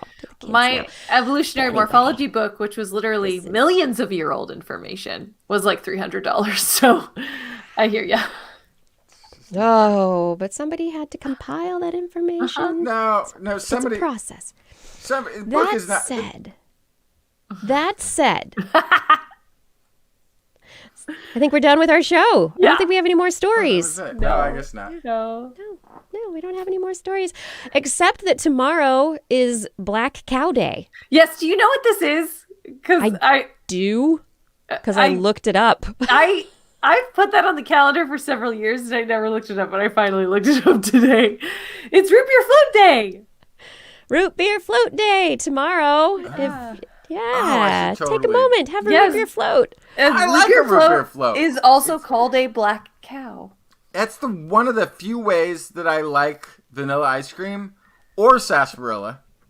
Either one of those sarsaparilla on their own, partner. Sassy. Either one of them on their own, no thanks. Together, amazing. Out of this world. That actually might be my little stuffy with the heartbeat thing. One of those. That's just like, this is perfect. Yeah. I forgot that existed. Thank you, Blair. Tomorrow, indulge. Well. Thank you all for listening to the show. I do hope that you enjoyed it. Shout outs to our team. Fada, thank you for your help with social media and show notes. Gord, thank you for manning the chat room, modding, helping me stay sane. Identity 4 for recording the show. Rachel, thank you for your wonderful assistance. And I would like to thank our Patreon sponsors for their generous support.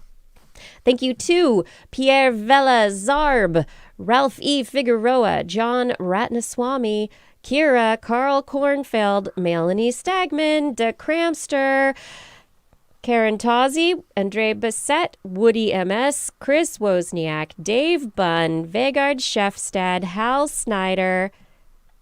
I try to do too many things.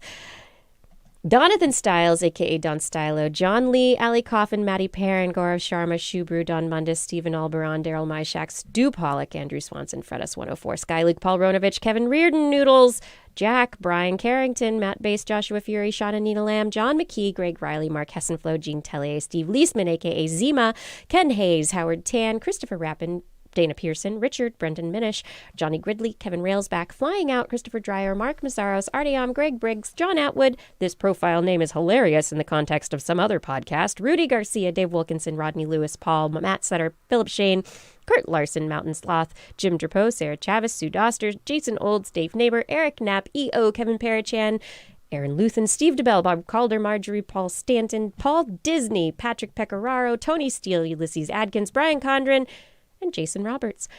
Thank you for all of your support on Patreon. And if you would like to support us on Patreon, you can head over to twis.org and click on the Patreon link. And on next week's show, we will be speaking with researcher Angelique Cortalls and members of her research team, Liliana Davalos and Diana Moreno Santillán, about their work on bat immunity. Don't miss it. Yeah, we will be back Wednesday, 8 p.m. Pacific Time, broadcasting live from our YouTube and Facebook channels and from twis.org/live. Hey, do you want to listen to us as a podcast? Maybe will you take a nice bike ride through the countryside? Just search for This Week in Science wherever podcasts are found. If you enjoyed the show, get your friends to subscribe as well. For more information on anything you've heard here today, show notes and links to stories will be available on our website, www.twis.org. And you can also hire Blair to be a babysitter.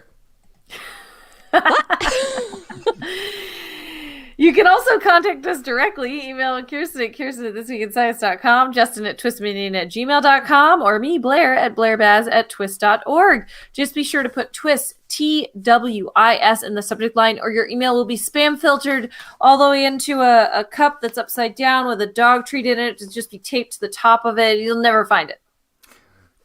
And while you're looking, you can also hit us up on the Twitter, where we are at TWIS Science, at Dr. Kiki, at Jacksonfly, and at Blair's Menagerie. We love your feedback. If there's a topic you would like us to cover or address, a suggestion for an interview, a haiku that comes to you in the night, please let us know. We'll be back here next week, and we hope you'll join us again for more great science news. And if you've learned anything from the show, remember, it's all in your head.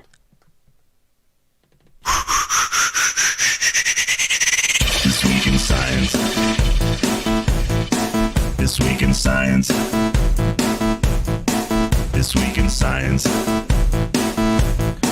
This Week in Science, it's the end of the world. So I'm setting up shop, got my banner unfurled. It says the scientist is in, I'm gonna sell my advice. Show them how to stop the robots with a simple device. I'll reverse global warming with a wave of my hand. And all it'll cost you is a couple of grand.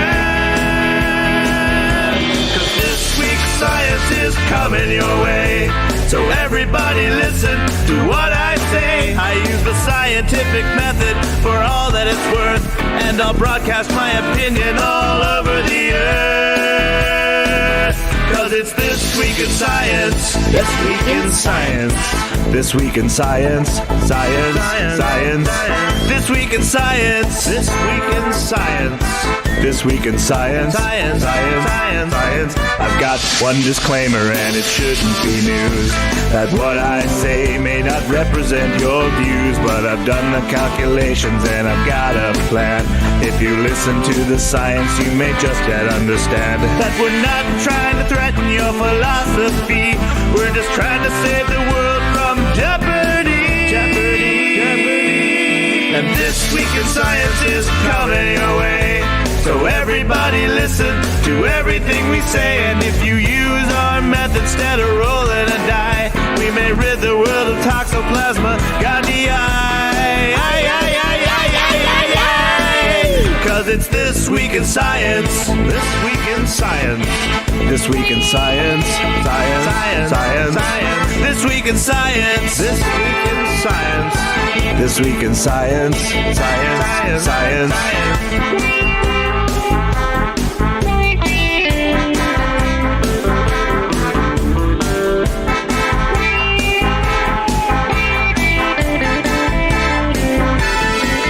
Got a laundry list of items I want to address, from stopping global hunger to dredging Loch Ness. I'm trying to promote more rational thought, and I'll try to answer any question you've got. But how can I ever see the changes I seek when I can only set up shop 1 hour a week? This Week in Science is coming your way. You better just listen to what we say, and if you've learned anything from the words that we said, then please just remember it's all in your head. 'Cause it's This Week in Science. This Week in Science. This Week in Science. Science. Science. Science. Science. This Week in Science. This Week in Science. This Week in Science. Science. Science. Science. This Week in Science. This Week in Science. This Week in Science. This Week in Science. This Week in Science. This Week in Science. This Week in Science. This Week in Science.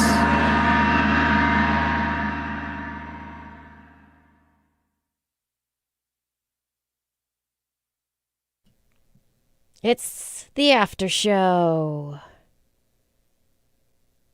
It's the part of the show that's after the show. The after show. Who wants to do math?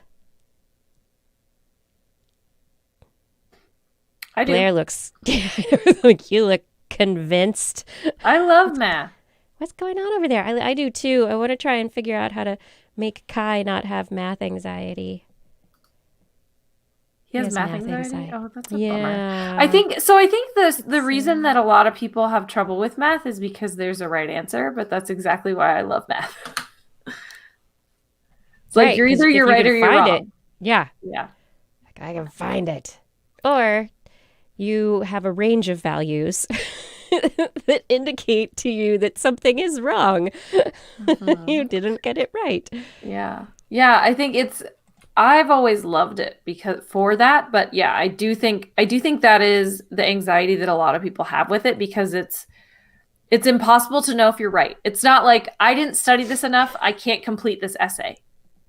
Or they asked me this question about who was the president in such and such a year. And I either know that I know it or I don't. But like math is there's a right or a wrong answer. And you could do a bunch of work and still get the wrong answer and not know you got the wrong answer until you get the test back. Yeah. And I think that does create a lot of anxiety around math for students. So I will absolutely recommend then a unsolicited free thing you can do is go to Khan Academy. Yeah, Khan Academy that is one of the coolest tools out there. Especially if you've got kids, but it goes up pretty darned advanced, actually. So that's a fun place where you're not going to get zinged on the test, but you will get to do lots of friendly practice with explanations and videos that'll come up to talk through the concepts, and then you get to try it out. and it makes it very. It's like having a tutor. It's basically what it is. So Khan Academy, if kids get them into the maths through Khan Academy, they have everything there too. They've got all sorts of neat programming and other types of studies too. But. Isn't it all free? Yeah, it's all free. Yeah. It's all I free. think that aspect of it, the making math education available to anybody, it's amazing. Grumpy B is saying Pixar in a box on Khan Academy is great. There we go. Oh yeah, that would be cool. Let's see that. I'm gonna go find that right now.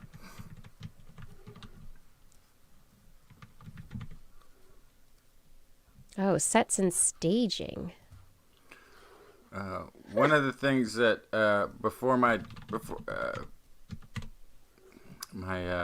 we used to try to do the next year's math during the summer. Mm-hmm. Sort of like a sneak preview. It's tough to get kids to do school stuff during the summer, and it's not really fair, but it does work. So then when they encounter these things, they're not completely new concepts. They've at least had a run through with it in a very casual way. I think that's important too, because often it's just being confronted by something new that they don't know, and it's a challenge, and that unfamiliarity can cause just anxiety from the very get-go. And it's a different unfamiliarity than, say, a book you haven't read before. Like a book, you're like, oh, I can still read this. Or I'm learning how to write. I can write a paragraph now. That's fine. But math and new concepts in math, it can be a challenge. And what so I'm also going to admit that I've used it myself for significant figures.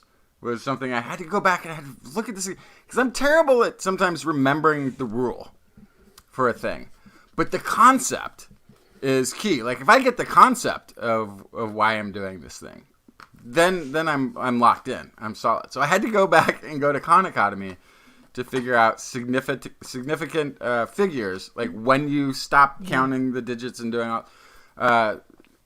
It was like I think a 3-minute video, and I'm like, I got it again. It's locked in.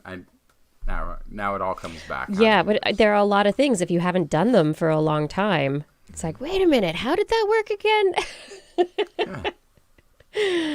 Yeah, if someone were to ask me to calculate the moles of carbon dioxide in, a kilogram of air, right. I'd be like, I got to think about that for a minute. Mm-hmm. And what's also important to know is that you absolutely don't have to memorize everything.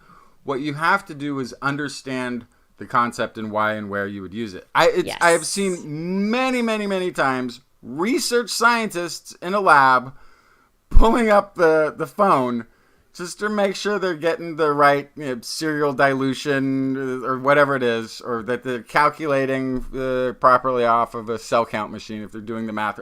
Just to reference, this is what I think it is. I'm just going to look it up real quick, just to see, make sure I'm using it the right tool. So knowing that you have the tool is more than half of it. It's like 90% of the battle. Then you can just look at it. Knowing you have the right tool, knowing that you can use it. I think there's also the confidence of, so for instance, you didn't remember exactly how to use the significant figures, right? When do I stop, right? But you had the confidence to know that you could figure it out, and that if you refreshed your memory, you'd be able to do it. Whereas somebody with anxiety about math would question their ability to use that tool. Right. And again, that's why the Khan Academy was so great, is it like lays it out, not as a rule, not as a rote, not as here it is, now repeat it, now here's your quiz. Here's why we do this. Here's why this is used. Here's another example. Here's 2 more examples we're going to throw at you in a different way that you can see it. And then once you've seen it done and understand why it is you're doing it that way, then you don't need the lesson. That was the lesson. That's it. And it was like 3 minutes, maybe tops. And yeah. Anyway. Yeah. It's a great resource out there. It is a wonderful one. And then let's see. Daniel Yount said MIT courseware. MIT courseware, Daniel Yount is saying is good. And then Eric Knapp said there's a book called Math Doesn't Suck. That's great. I'll have to check that out for sure. If I can just get him to read a book like that, as opposed to just, no, Mom. What? Math, no. Dana Plato, who we had on the show. Hi, Blair. Dana Plato we had on the show back at the KWS studio. She was Winnie. Did we? Did we have her? I've got the wrong. It wasn't that. Did we have Winnie Cooper on the show? Winnie Cooper. I'm sorry, I got the wrong. I tried to look. That it was up, the character name. That's not her real name. Danica McKellar. Yes, Daniel Yount. Thank you. I got the wrong name. Did we have Danica McKellar on the show when she wrote her math book? Yes. See, Yes, look at me. I can't even remember stuff like that. Time. Anyway. Did I miss that show and it was just you? I don't think so. That's me. I don't think so. I think we're about there. Maybe not, but it was a math book that was just like they took out all the trains and the cars moving and the airplanes, and she replaced it with things that might be more familiar to a teenage girl. And just changing what the word problems were associated with made it more engaging. Yeah. Yep. So there's your word. There's your problems. That's what the books cost more money for. Those original problems.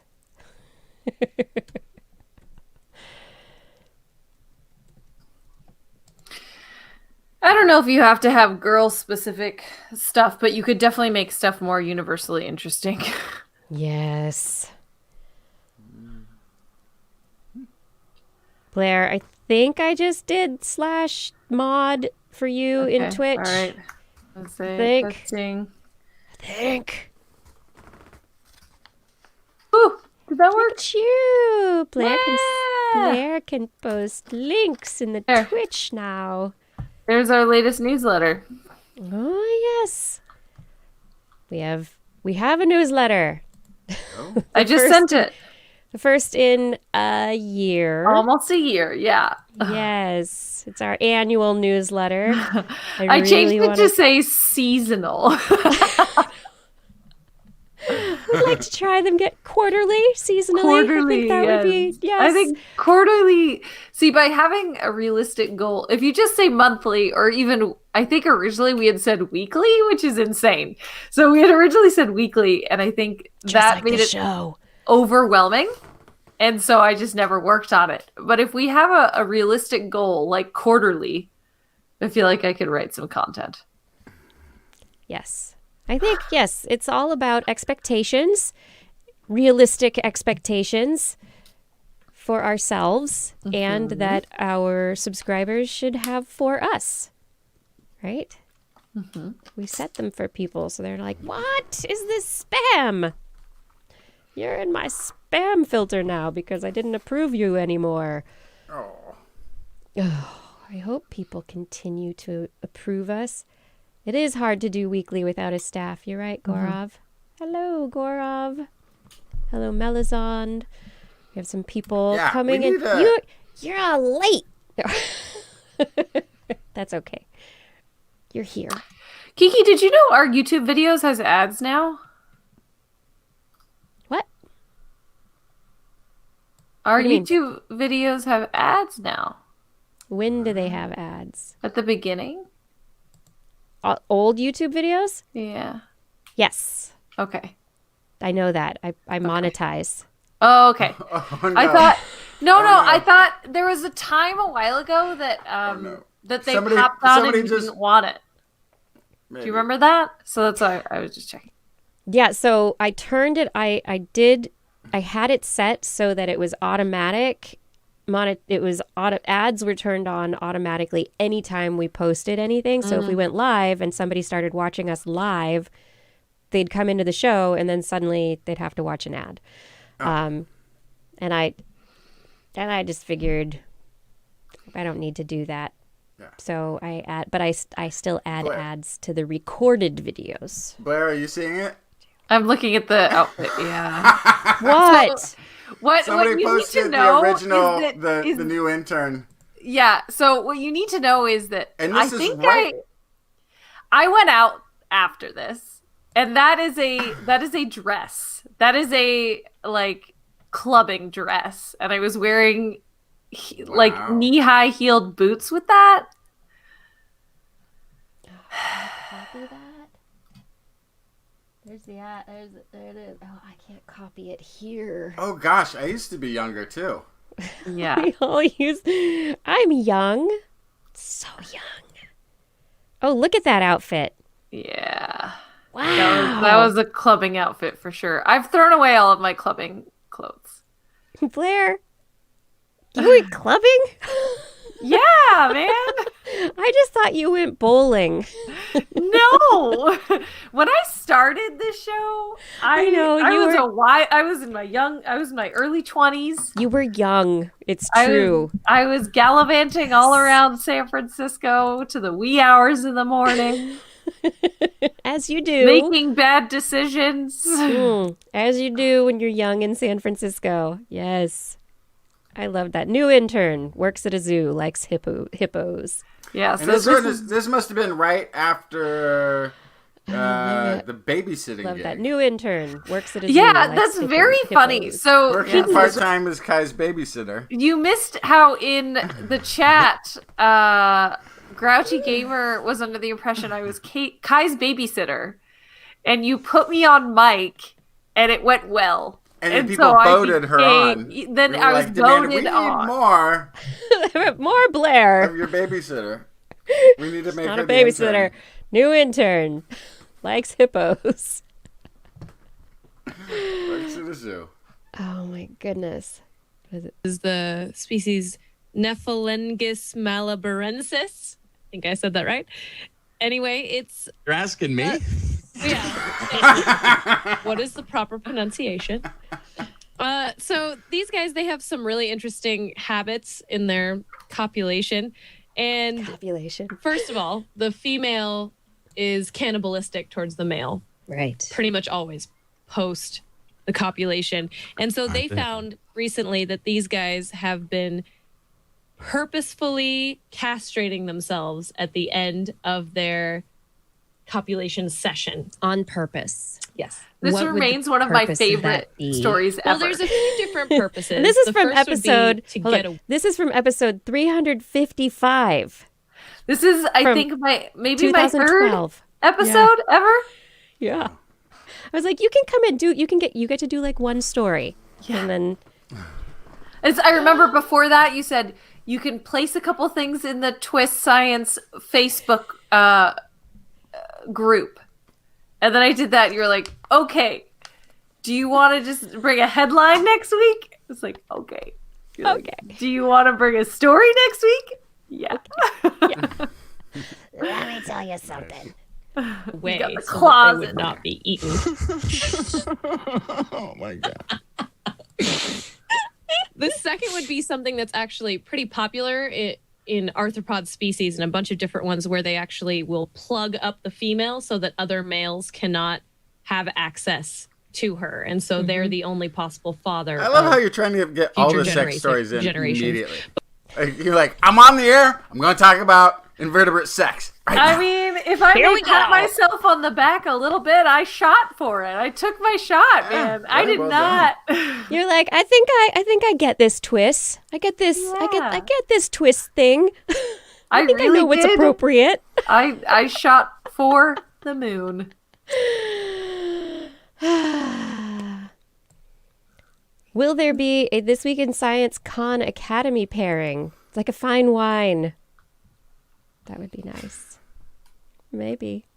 This week in Science on Khan Academy.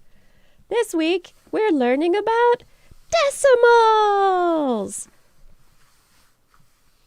Oh, yeah, right, Arnlore. It wasn't traumatic insemination. That is the well, other we are looking surprising at, one. I think, her third episode. That was probably the first one. I think the very first story I brought was about I fingers. I still don't know. What I fingers. It's the nocturnal eyes. lemurs with their long middle finger that has an extra knuckle, and they tap tap tap tap to find bugs, and they have what was it? It's like extra cold, like there's no temperature regulation in their finger, or something like that. I don't know. I could find it. Aye.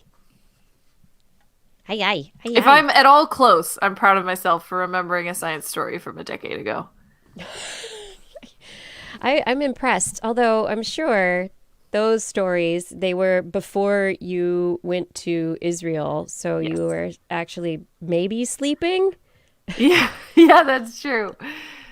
Yeah, As that whole opposed to- section's a blur. Yeah. Yeah, not remembering any of that. Yeah. No, I remember those first ones because I was going to your house, and so I was very nervous always. I was like, I'm going to the boss's house. I'm going to her house. What? And I'm like, I got a kid. I don't know what's going on. I'm just trying to do this show. Let's have science fun. Mm-hmm. Let's talk about science and hope that people want to watch. This is cool. Oh my god, I have to send this link on Pixar in a Box to Kai. I think he's gonna love it. Oh my god, I love looking at old episodes of TWIS. So something I've been doing recently to help with SEO and internal linking of the website, but it's also really fun, is going through and finding episodes from 10 years ago and episodes from last year to post them on our website when the new episodes are posted. It's like, oh, this was this week. Did you know that 10 years ago, this is what we were talking about? And so I've been listening to all these old shows from 2011, pre-Blair. And yeah, they've been really fun. And they're all just an hour long. Well, there was at a few points in time when we were in a studio where there were shows before and an after show. Yep, that was show them. after Yeah. us. So we got kicked off the air quite often because somebody else wanted to do their show. We talked our talk. We got it all out there. Oh, Arnlore's looking back at Blair's old topics. 354, you talked about bowerbirds. Oh, right. When TWIS minions used to get together. Oh, I loved the TWIS minion chats that Ed brought together, right? Yeah. Those were great. That was awesome. Yeah, I miss Ed. I know. Ed was oddly. It was also in the back of my head. Always, most of the stories I was talking to Ed. Still, I always had this idea that I was telling Ed the story for like a lot of years because we did the TWIS Minion hangout and we would talk for hours and hours and hours about stuff then. And so I had this weird feeling like I was still in that conversation when I jumped into this show. Because there was some points when we were doing more hours of that hangout than we were doing of the show. Yeah. Because you could. Yeah. Yeah, we didn't have anybody to say no. Right. No, we have to stop talking now.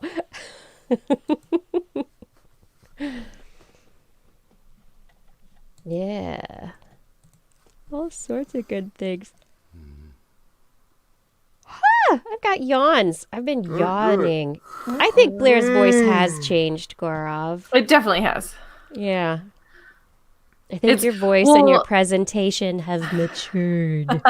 It's also when I watch myself physically talk, this is something so intricate, but I I got Invisalign, right? And so the way that I hold my face and the way that I talk has changed as a result of moving my teeth around. Right. Which is pretty crazy. To do that as an adult and have them move as much as they did, it was pretty wild. Because like if you're like 13 and you get braces, then your voice is already changing and maturing at a rapid pace anyway, so it's probably not as noticeable. But yeah, I noticed a pretty big difference. I'm going the other direction. I had braces as a teenager, and I, of course, threw away my retainer very shortly after getting rid of the braces themselves. And so now my teeth are like, let's see if we can go back to the position that we were once upon a time. So I'm going to slowly go back to maybe facial movements that I had as a child. Yeah, it's perfect though. It's the full cycle, full circle of life. We'll see how long it lasts, but I still wear my retainer every night. And it's probably because I paid for it myself. You did. Yes. I mean, you as an adult, you made the choice to do the Invisalign. And so you're like, I'm going to keep this. Yeah. And it's amazing when you don't wear your retainer for just a little while, your teeth are like, suddenly you put it in and you're like, that's not quite right. Yeah. I will occasionally skip a night and it hurts to put them back in afterwards. Yeah. Oh, yeah, if you found your retainer now. I found it, I don't think I can get that in. God. And if you did, you might not be able to get it back off. And then I'd be in pain. And I don't think that would be a great idea at all. So I hope I never find it. Find it, you just blow it off, put it back in. That's right. That's what you do, right? Yikes. Blow it off. Human teeth are a mess, but part of the reason they're a mess is we're not supposed to keep them all. That's true, too. The expectation is we're supposed to lose some. Yeah, I have too many teeth. Too many teeth. Do you have your wisdom teeth still? Uh-huh. Oh. I've got this little jaw, and it's crammed full of teeth. Oh my God. You had braces, but you didn't have your wisdom teeth out? That's so funny. That's a weird... They weren't in, like, there was nothing wrong with them. They came in. Everything came in correctly. Mm-hmm. And so the orthodontist said that we could pull teeth. And I was like, I don't want to pull teeth. Why would you pull teeth? And they're like, well, it would make it easier for the orthodontia. And I was like, no. I was not excited about getting braces in the first place. And then, so I didn't make it easy on the orthodontist. Like, no, you're not going to pull teeth. You're going to get it done before I finish graduating because I am not going to college with braces. So these are the things that you need to do. He was like, okay. This is what's going to happen. That's it. Yeah, my wisdom teeth came in just fine too. Yeah, look at what's happening here. Hi, Sadie. Hi. She's sitting up in this office chair. She's like, hi. Hello. Is it bedtime yet? Are you going to give me treats? Is it snack time? Hi, Sadie. Boop. My cat has been hanging out down by my feet, looking really cute and rolling over and showing me her belly. I don't know what she wants. All the pets. She wants all the pets. You had an extra tooth? That is amazing. Huh. And then you had it pulled. Wow. The dentist was excited. Man, too bad, Gord. That would have made you psychic if you kept it. What? I don't know. Just how do you... I would never want my extra tooth pulled. Like the one that nobody has. Like that's got to have magical powers, right? Yeah. Right? Exactly. That's why the dentist wanted it. The dentist is like, I'm going to take this and add this to my box of magical teeth. The dentist wanted your magical tooth power. Our lawyers came in at a weird angle. That's what wisdom teeth usually do. Because our jaws are not meant to have all the teeth in them that we have, and so everything's jam-packed in there. I do love those pictures of kids' skulls with like all the teeth going Oh, up it's so gross. into the upper Oh lower. my god. Brian showed me that recently. I'd never seen it. It was so gross. It's horrifying, but so just fascinating. And it's like one of those things where you're like, oh, I gotta look at this more. Really? This is weird. What are you talking about? What has teeth growing into a thing or whatever? Huh? Are you doing it or am I doing it? I can look. No, I don't want to see it. I just want to explain. Yes, you do. I don't want to. No, I really yeah, don't you want to see it. do. Yes, you do. Here, I'm screen sharing. Are you finding it already? Yeah. Yeah. Oh, there it is. Yes. Share. Blair's sharing. It makes you want to barf. I have a very strong stomach. Great. But this makes me want to barf. I think it's so cool. Like look at this. All those teeth. You No, have thank a you. jaw of teeth. What is this That creature? would have been. That That's is a human. child. Oh gosh, that's terrible. I feel so sad for that little people. It makes you want to barf. There's Legit. so many teeth in our heads. Why are they already there? Why don't they come after? Interesting. Why are they preloaded like that? Wouldn't you want them preloaded?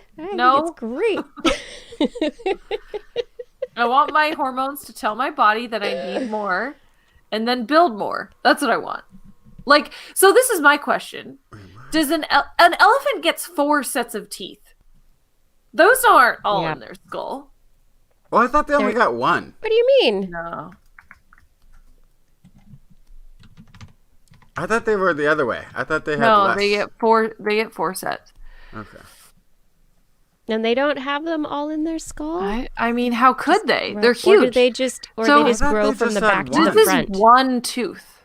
Yeah. It's this big is one tooth. And they lose their teeth Yeah. multiple times. What? Yes. I remember that one. Could you imagine? I thought they had. teething had as an just elephant.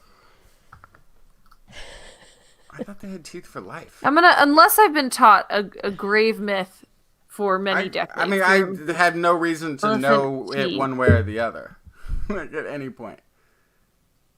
No, An I'm elephant not goes through seeing- 6 sets of teeth in a lifetime. And I'm not 6. seeing anything pre-stacked in Yeah. any elephant skulls that I'm looking at online. As one set They wears could all be down adult. from grinding and chewing plant material, the next set pushes through. After an elephant's last set of teeth wears down, they lose the ability to chew and digest food. So that's the reason I know that is because that's actually what an elephant graveyard is. So the reason elephant graveyard exists is because they're usually like swampy areas, and that's where the old elephants without teeth go because the food is mushy. Oh, interesting. So then they all just happen to die there because they're old. What do I search for this? Elephant teeth. Yeah, I was looking for teeth in Formation? skull, elephants. Yeah.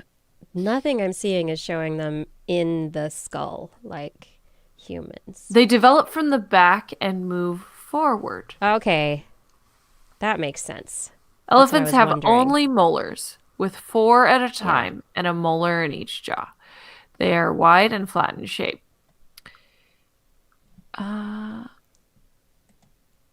Do elephants fart? That's not what I asked. Google, you're way off. Google.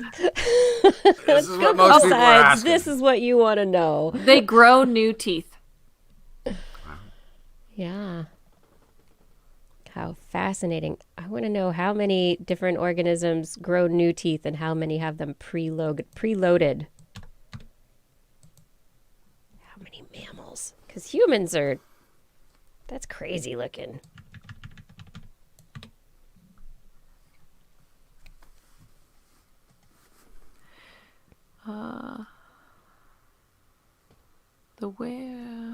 Yeah, humans are a bit different then. Maybe not different than other primates, but possibly.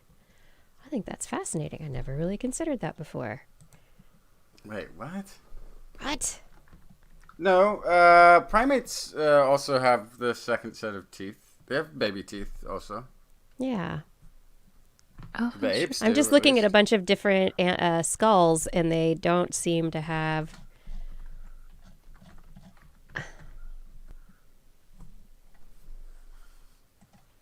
Let's see.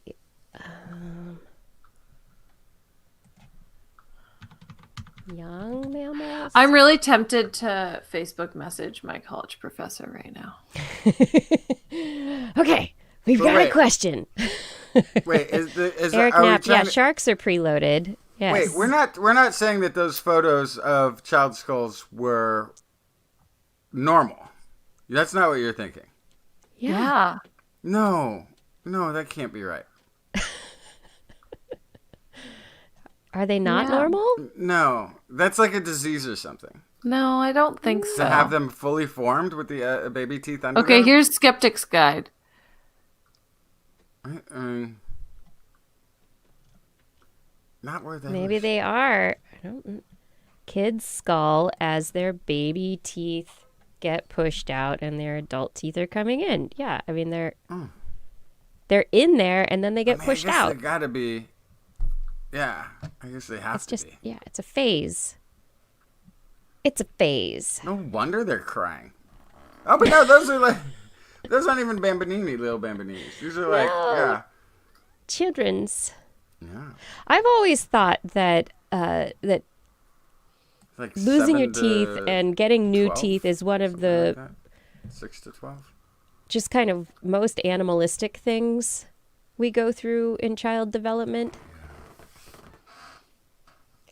All right, it's like, okay, your teeth are going to fall out. You're going to chew on things, and then another tooth is going to come in, and that's normal. 30% of children end up with 2 rows of teeth before the primary teeth come out.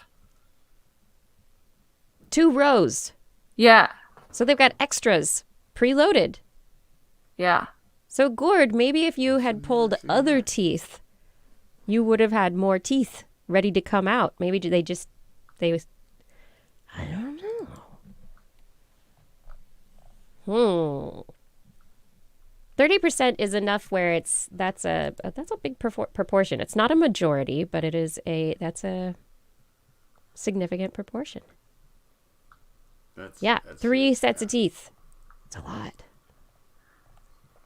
So the thing is, as we live longer, We don't it grow would new make sense. It would make sense to have a 3rd round of teeth. However, we're never gonna get them unless we implant them or whatever, right? We're gonna have to use medical technology. We're gonna have to use technology to get the 3rd set. That's called dentures. Dentures or actually regrowing or like actually growing teeth. Like that might even be a possible thing, right? But evolution cannot take care of this for us now because our technology is in some ways hampering hampering evolution from being able to keep up with the other adjustments that we've been making. It's not hampering. It's just we don't have to make other adjustments. Yeah, Right? Because we have technology. But that's kind of what I mean. Like also Yeah. like eyeglasses, diabetes. There's like a whole bunch of diseases that are going to be perfectly represented in populations that they might not have been if natural selection had been sort of taking on. But then there's also things like maybe living longer would have eventually given us those freaks with the 3rd set of teeth would have taken over. Maybe. But then again, I guess not much has changed. I mean, chips if you still have can this. chew food for longer in your life than somebody else, this is a survival benefit, right? You don't go to the swamp to eat the mushy food and then get No. stuck and, and die in the swamp. Oh, never mind. I mean, our technology has given us non-recyclable baby food packets that we can eat as we get older. Non-recyclable. What's the John Oliver phrase? I don't know if he invented it, but wish cycling. You did this whole segment on all the things people put into a recycling bin that are totally not recyclable. Yeah. And all the things that say that they're recyclable that are totally not recycled. I just started subscribing to a new service here called Ridwell. And I hope that it's more than wish cycling. It's supposed to be able to take away things that aren't as easily recyclable, that the recyclers don't recycle. So it's like plastic bags and plastic films, like that plastic film that covers the top of your salsa container.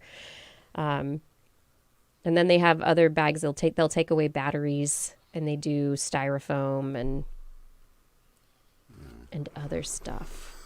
I don't know. I'm hoping that what I'm doing is helping as opposed to the wish cycling that I was doing because I wanted it to be recycled. Yeah, and then there's this whole question about where those plastics end up, Yeah. Some of those recycling centers might be in foreign countries. Some of those captains might be like, you know what? If we just stop halfway, unload, and turn around, we can pick up another. Yeah. Yeah, I think the big step, though, and I think the real progress will be made if we can regulate and get government to stop the construction of new plastic plants. If we can regulate corporations and businesses to use less plastic or to only use certain kinds of plastic that are recyclable in their packaging, because it doesn't seem like consumer interest is changing that. No, but neither is the corporate interest. Like, they're the ones Right. making it. So we're the ones buying it. They're the ones making it. You blame everybody. But here's actually the sorts of things that we could be doing sooner. We have all this, like we were talking about a Grubhub or the Amazon Fresh or whatever the food delivery businesses that have been booming in the pandemic.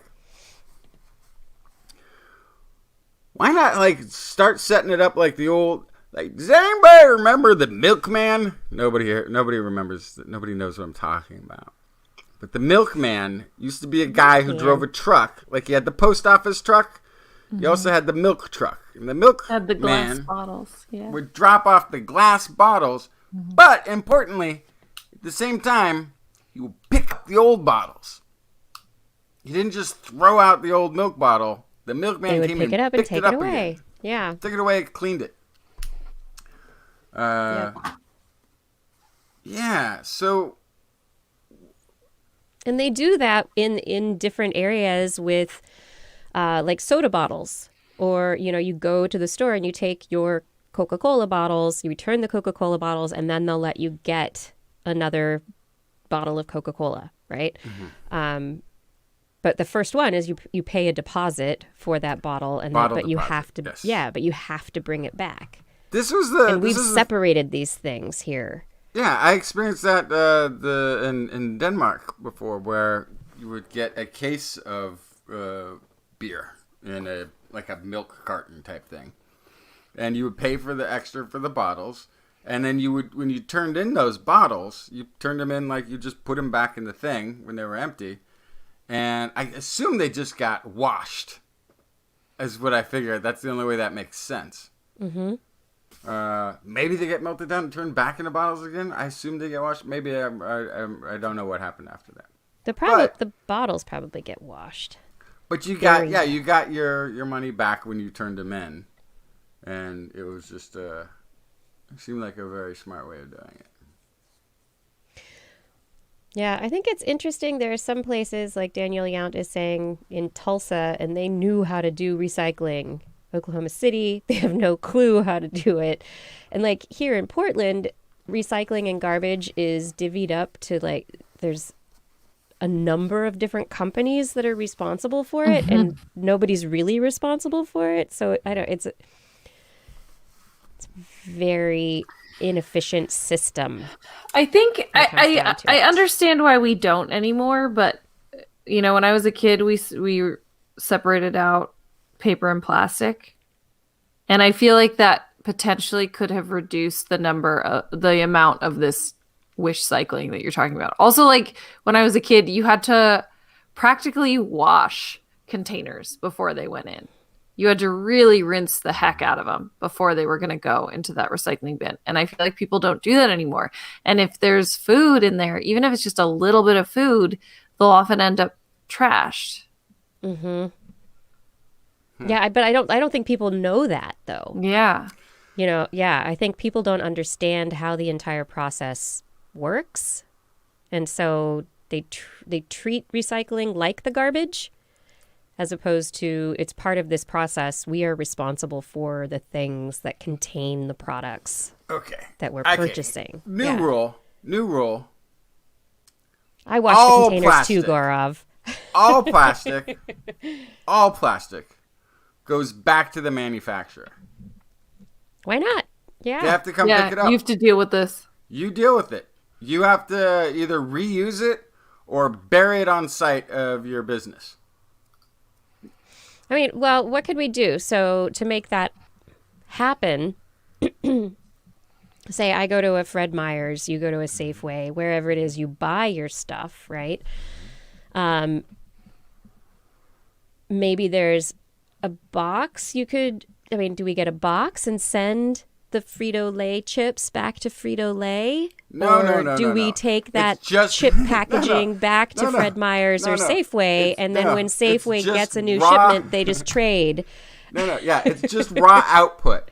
You put this much plastic out into the environment, into the ecosystem, into the grocery stores, into your packaging and all your things. You have to take that much back. You have to deal with that much coming back. You have to have your own recycling plant that collects that much that you put out. You need to get it back. Or just stop using plastic. But what's the good alternative? Like, it's also the other thing is, when you see people get away from plastics, oh gosh, it sucks. Like it depends. Some of it's really good. Some of it's really terrible. To improve that. But I think the emphasis should be on making it the responsibility of those building with plastics, packaging in plastics for the convenience, so they can earn the money on it to take care of it. There's lots of places Circular we economy, can't right, get rid Daniel? of plastics. Like I know somebody mentioned people with disabilities who need certain things, but also like the entire healthcare industry. There's so much disposable plastic in healthcare, and you're not going to get rid of that. And you know what? I'd rather live longer, and I get that. Like, that is how healthcare works. But also, there's lots of places we don't have to have plastic. And so I think that's really it's not a like oh, well, they have it, so who cares? It's like, no, they have to have plastic there. So let's get rid of it everywhere I'm else. Also totally against it. Oh, Totally against the use of plastic. Just refill the bottle and use it several times. Oh, no, don't do that. Why? That's what I do. do. For you. Oh, no. Cold water is not, no. If you drink, no, you can refill your bottle. That's fine. Okay. I read a scientific study when I was in high school when I would use the same plastic water bottle. This is before like Nalgene's and stuff, right? So I would use that thing for like 2 weeks. And in my chemistry class, we read a whole paper about how those things leach these inhibitors, and how it can affect your fertility and stuff. And see, that's because you showed up. We covered that before you joined the show. We talked about that at great length on the show before you joined. Otherwise, you would have already known that. Gosh, this show. Justin, you're misaging me right now, because that was when I was in high school. So that was before. That was a long time ago. We were probably doing the show. You probably were doing the show.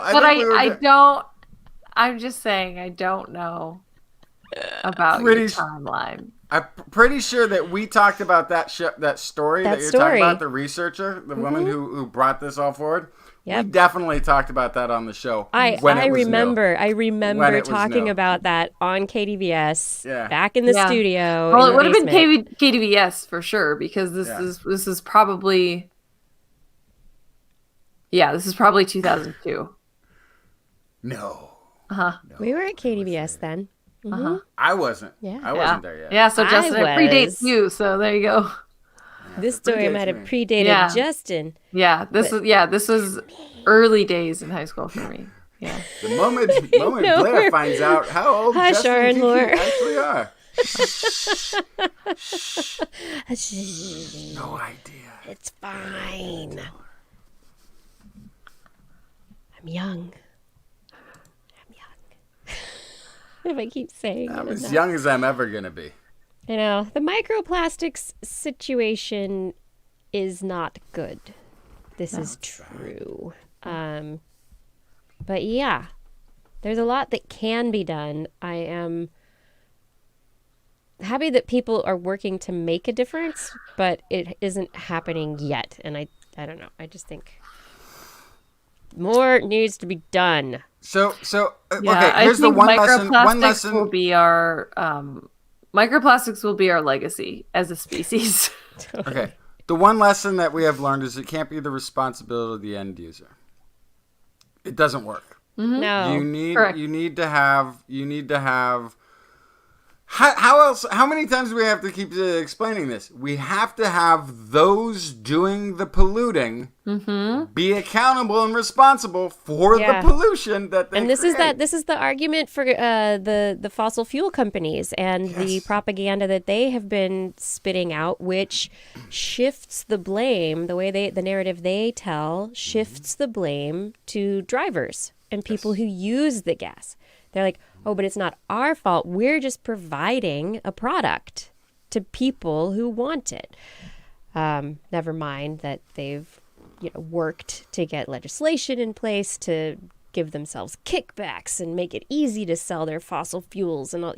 Yes, all of this. The narrative is it's the end user and the responsibility. Yes, we all have a responsibility to play, but in the grand scheme of things, it's got to go back to the source. Solve the problem at the source. Right? So I would encourage anyone interested in this conversation to look into the story of stuff.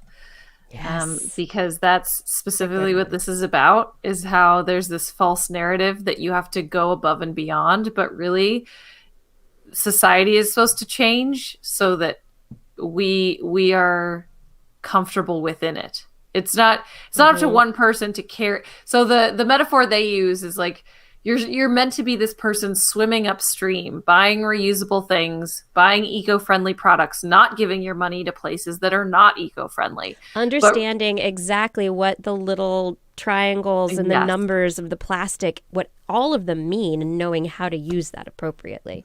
Yeah. Right. But in reality, they should be turning the river around to run the correct way so you can coast down the river in the correct direction. That should be the way it's supposed to work. But the reason that doesn't happen is because there are powers that be that have a lot to gain by not doing that. That have gained and want to continue to gain. Yeah. Yeah, and so it's not only do we have to convince those people, but we have to convince the people that are in their pockets that it's the right thing to do too, which is also difficult. Yeah, especially since we don't have a representative democracy. So there we go. Oh, look, the Story of Stuff project. There is a 21-minute video on YouTube that is totally doable, and they have a great looking web page. And then there's a couple other things from them. So the other thing, there's a follow-up video called The Story of Change, which I love, which is all about how to be a change maker. And in it, it explains how expecting the same actions from everybody is not relevant or appropriate. And you can figure out what kind of change maker you are. You might be somebody who's upfront protesting, demanding legislation, or you might be somebody that is providing service to someone else to free up their time to go do that, right? And so everybody has a different way to find how they are a change maker. And then on the webpage, there's like quizzes you can take to figure out what kind of change maker you are and stuff like that. So it's great. I love it. It's cool. There's also a book, The Story of Stuff, that you can read the book. Yeah. Story Stuff. That's a good project. This is kind of like on the, on the side of, I'm blanking on the climate, the climate change group that they give just solutions, Project Drawdown. So this is kind of like the consumption side of presenting things in a very solution oriented way, getting you aware of things. And there are some good groups out there. Hopefully we can all make change as a result. Take action. Host a screening. There's a movie. Should we host a screening? That'd be fun. What do we have to do? That'd be very fun. Ooh, they have a bunch of movies. We can screen any of the movies. That'd be fun. Maybe that's what we could do for part of our watching. That would be very fun, though. I know. Be very serious. I want to have more fun. Yeah. Things that go boom are rather convincing, Thunder Beaver. Well, we can wait for the Pentagon report and then watch all of if they release the more internet videos, explode. more video. I sent Kiki 2 videos today, Justin. I should send them to you too. Yeah. Debunking some of the UFO videos. It's very interesting from a physicist. Some of it was like what you were talking about, though, Justin, about like different camera angles, and some of it was like not necessarily the movement of the object, but the movement of the camera. Because you have a camera. You're on a plane moving with a camera that's tracking an object, so that it appears to be, and then that object can be moving. So then, your sense of perception there is. Yeah, there was some. Yeah, I watched one of the videos that was interesting. Yeah, probably that one, right? The other one I really liked was, I guess there was a video that came out of a pyramid that was flashing in the sky, but it also turns out that a lot of night vision binoculars and monoculars have triangular focus. And so if it's out of focus, then all light looks like little triangles.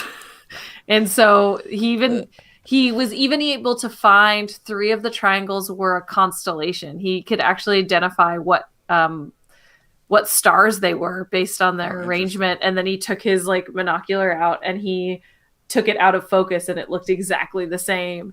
And then he even said that the blinking was consistent with the blinking pattern of a Boeing 737 or something like that. The blinking looked like a plane to me. Yeah, so he said it was a plane traveling away from you, and it was a night vision monocular that was out of focus. And that was it. And so my problem is why aren't these videos labeled? Because this is the conversation I had with Brian tonight. Was we took the dog for a walk, and I was telling him about this, and I was saying why is the Pentagon releasing these things, or why are they releasing them? Why do they think they're UFOs? If just knowing how cameras work could resolve this issue, right? How do they not know that? And his response was, they know. They just didn't go out of their way to label this stuff that they release to the public. So they didn't exactly release it to the public straight away. It was got declassified because of those reasons. It's nothing. And then other people pulled it out, made it into a big to-do about it. People love big to-dos. Yeah. But, there are a lot of eyewitnesses without these videos of things. And then what's sort of interesting is my 14-year-old was pointing out the other day, one of the earliest report before Roswell was this guy who said, who described something moving around erratically as if you had taken a saucer and skipped it across water. Now, I don't know who skips saucers, like the little dish that goes under a teacup across water. Like, I don't know who's ever done that, why you would do that. In a pinch, he tried to describe the thing as moving erratically like this. And then after that, everything was saucer-shaped UFOs. He's like, I never said it was saucer-shaped. I never said anything about it being saucer-shaped, but that's how the game of...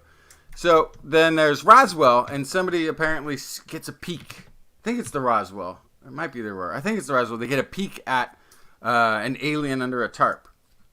And they describe it as having an extended forefinger, like the yay.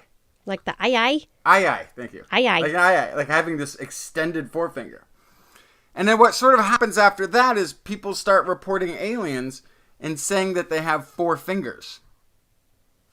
The difference being having heard forefinger, meaning the little distal bone at the end of the Forefinger hand, versus 4 fingers. turned into 4. Like, this is horrible game of telephone that you can see evolving over the course of these reports.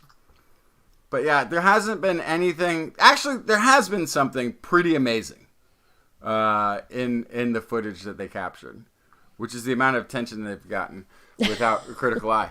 The other thing is, they also point out that a lot of objects are found around military installations. Military ships, military installations. Do you know why that is? Surveillance. Because nobody else is surveilling the skies up to 80,000 feet but the military. Nobody else is looking for missiles or objects or anything that could be floating. So, yeah, space junk comes floating in. Mm-hmm. That's where you're going to see it. You didn't see it in Hoboken, New Jersey, Davis, California, Portland, because nobody was looking. Nobody's looking at 80,000 feet for any possible movement of an object. You see it around a military base because that's where you're going to detect something. So, yeah. Space junk. And it sounds like it's happening very frequently now. That's great news. We got space junk snowing down on us. I also keep wondering if some of it isn't... I want to know how ice forms in the high atmosphere. Because I have a feeling that it's less dense and can float around a bit. Because these things do look a lot like they could be ice. One of them they talk about, it's going in the opposite direction of the wind. Mm-hmm. But if it's coming, if it's coming from way up in the atmosphere, it might be in a completely different type of jet stream current higher up. Well, in the video I just shared, I think he said, according to his markers, looking at like the waves in the ocean and other stuff going on, it looks like it's actually not moving at all. Yeah. But it can appear that way to the pilot. So here's the thing. The idea that pilots are experts in... You take the best baseball player and you have a robot throw a ball. Tell me how fast that was. Somewhere between 50 and 100 miles an hour. But you're going to tell me, you're going to tell me how fast something is moving in the open skies with no frame of reference. How far away it is, because you assume you have to assume how big it is. How fast it's moving. Again, there's a lot of assumptions. It's a lot of it. And a lot of misinformation too. So people are getting some nice grift off of this. Some people are getting some nice talking careers out of this, speaking careers. Books are being written. They're all not UFO guys, but they can tell you every UFO story. The one pilot, he's not a UFO guy, but boy, he knows every UFO story that's ever been. And kid like, well, it's kind of like the Barney Frank. Well, except in Barney Frank, this has happened, and this has happened, and that's happened. They know all of the stories that they're not into. And they don't even seem that excited. It's like, woo, we found it. And then they're talking about, hey, did you pick it up with this method? No, I used this thing to catch it with. Oh, okay, I see, yeah. All right, well, there it went. Didn't even seem like if they thought they had an enemy craft that was stealth and in there, they wouldn't be goof talking about it. They'd be radioing in for backup and trying to get jets scrambled to intercept. They didn't do that. Right. They continued about their training mission diversion and just flew They around. were so concerned. Nobody made a call. Great. So concerned it turned into an international incident. Oh, wait, no, it didn't. No, it None didn't. of them did. It didn't even turn into a localized incident. Didn't turn into anything. Yeah, Umo Wama Wama. I can't even say it still. That's the best UFO we've had so far. Oh, muamua. Oh, muamua. Oh, Muamua. That's the best one so far. You know why? Because we Which saw wasn't. it. Right, because we actually detected it. Yeah. Yeah. We need to get some...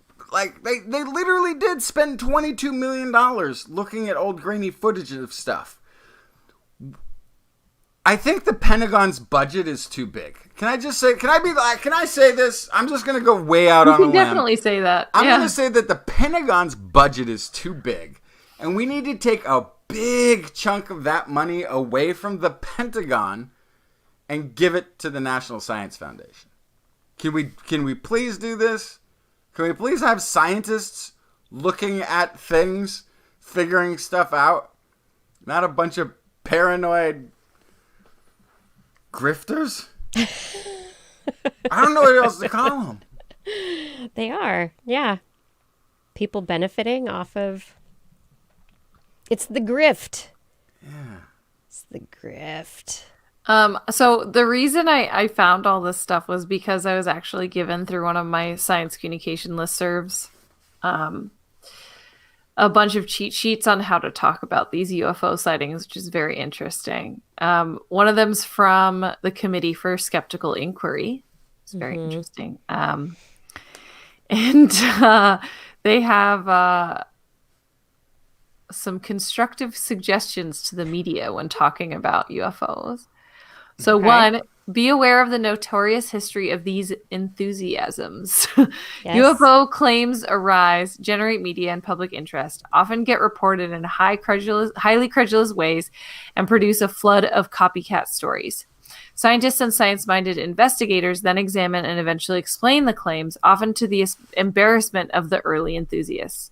Usually the prosaic explanations get little coverage compared with the early hype. Course. Mm-hmm. This dynamic distorts the public's and the media's perceptions. Soon the debunked claims are replaced by new claims and the cycle starts anew. 2. Sources often conflate sightings of something in the sky with extraterrestrials. A UFO or UAP doesn't mean aliens. We've talked about that on the show before. Blah, blah, blah, blah. There's a picture of the lights over the U.S. Capitol in like 1953. All these hovering lights above there. And I saw it immediately, and it's been debunked with what I saw immediately. The lights along the front of the Capitol are like it's in a reflection of, like, if you took a picture through the windshield of a car. Yeah. They like match up like perfectly. The lights that are down at the bottom like match up to the lights in the sky. That thing was trotted out in some news report talking about the history of UFOs this last week. That was debunked 50-something years ago. That's just which is shoddy why we're reporting. not all talking about it. That's shoddy. The journal, if that's like a news report, the reporter... No, it's all local news. There is no journalism in local news, but anyway. But the point is, it's utterly ridiculous that these things can come back and persist, and like exactly what you're saying, the debunking doesn't get the press. And it doesn't register and doesn't get to generate the excitement. And the other thing that it also kind of ticks me off, because part of the UFOologist conspiracy theories, which all of the conspiracy theories, by the way, get co-opted into politics at some point, and it's the worst thing ever. But all of the science that we've done, if you've ever watched Ancient Aliens, it takes away every achievement of mankind. Every bit of architecture and engineering mankind, every leap of tech, every amazing wonder of the world that we've done, it takes it all away. It's just aliens. Every bit of technology we have in the modern world, they're going to relate back to Roswell crash or something like the Area 51 back engineering. Don't blame the X-Files, Megalodon. We've done no science whatsoever. It's all been you know what? Yes, we have. Yeah, I didn't get any we've done science a from lot. aliens. I'm sorry you missed all the little steps along the way that led from one thing to another. But they exist. They were done by real people who worked really hard, and then somebody else picked up that knowledge and went, ooh, I know how I can use this in a different way. And technology that we have today. And this is also, like, if aliens do land, if they're anything like the people here on Earth, the aliens will land. They'll have this fancy spaceship. They're going to have, like, this crazy, like, materials and everything. We're like, ooh, we'll ask them, how did you do it? How did you create all these things? I don't know. I just bought it. Somebody else thought of it. Thousands of years ago. We don't even know how it's made. Tell me how your iPhone is made. Nobody knows. Nobody knows how their iPhone is made. Black I don't know box. what's going on. It's just a magic box. With all of the technology we have, it's all magic boxes to people. Not so much. Yeah. I mean, people are more and more. I mean, the maker culture is a big thing. I mean, I know it's a subculture, but there are people, thanks to Adafruit and other organizations, who make it achievable to understand how to make how to build a basic computer and how the circuits go together in a circuit board. And but yes, the majority of people, you buy your phone and you couldn't care less how it works. You just want the newest thing. It just needs to work. And if it stops working, you get mad at the technology because it's so inconvenient. And then you throw your old phone in a landfill. The ignorance is, I mean, like, I don't care how a phone works. I really don't. But I do know that it's not alien technology. No. What was the thing somebody was trying to say that octopuses Are aliens. were aliens? Of course they are. People need to knock it off. Tardigrades That's what I'm are. saying. That's what I'm saying. Alien in I the think- adjective sense, in that they are think so we- very different. I think we are the most intelligent life form in the galaxy. And that is, as depressing as that sounds, that's a lot more responsibility to have people have these amazing brains that have done all of this stuff that's all around us. All of this was done by people. People are capable of incredible things if they put their minds to it. The problem is, too many people are putting their minds to garbage. But, I mean, when you think about it, okay, so then there's the evolution of man, right? And we think about it, it's like, okay, human brain evolved about 200,000 years ago, so we've been pretty much us, maybe with little less language, less math, less education, but we've been us for 200,000 years, at least. And if we've been us for 200,000 years, what the heck have we been doing? You know that not everybody out there in our ancient past was trying to figure out physics. Socrates, Plato, all of them, they didn't show up. They weren't on the scene for a long time, Memory castles, all that kind of stuff. No way. There were people 200,000 years ago picking their butts, waiting for something to die so that they could scavenge it. They're like, I mean, yeah. Who knows what they were doing? They'd tap their leg and go, look, music.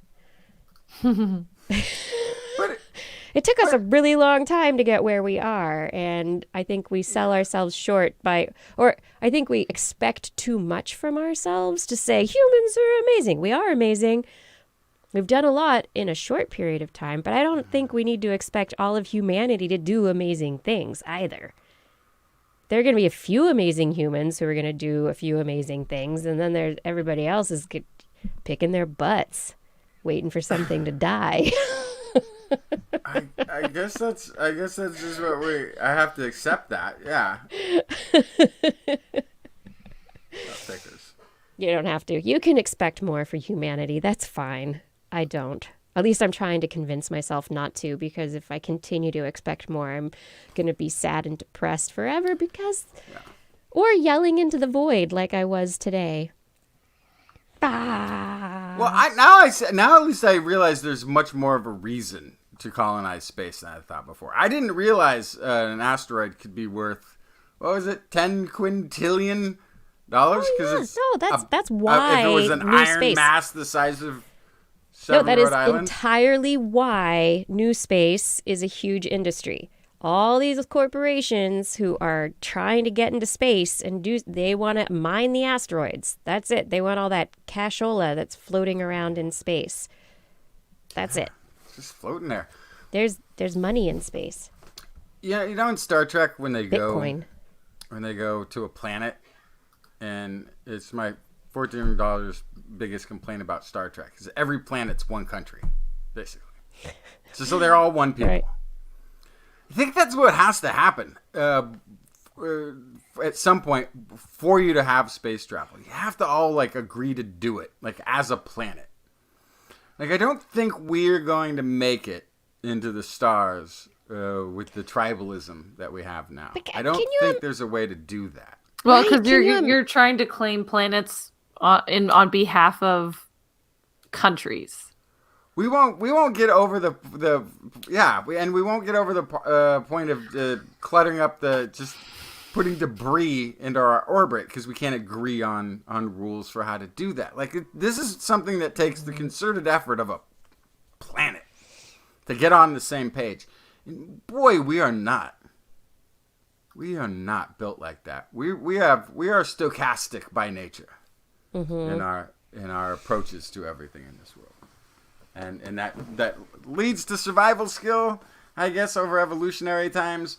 But boy, it's a lot of tribalism when you're trying to get into a space age type of society. So in the Fermi paradox, I don't think we make it because I say we don't necessarily go down in war and destruction, but I just don't think we get on the same page to work together to do it. And that's going to be the problem. There's going to be too much fussing down here for this to get to leave. And I don't think one of those stochastic, sort of like random by design. Random. Yeah, but stochastic, but it's random, but it's also random with as a strategy. It can be in terms of evolutionary. The fact that we have so many people with different personality types or sexualities, or those who are more likely to want to stay near and not travel, and those who are more feel the urge to go travel. It's all of these different things mixed together, I think, is what made humans survive so well all over the planet. I mean, if we haven't learned anything from science fiction, it's that we will only survive by appreciating the diversity of humanity and being able to use that to our advantage. That's it. Otherwise, there's going to be battles. There's going to be people arguing over what to call each other, and I don't know. Yeah. We all just need Bob Marley. That's all. One love. One love. Let's get together and be all right. And on that note, it's getting late, and Blair needs to get up in the morning, and she's like, "Why are we up so late?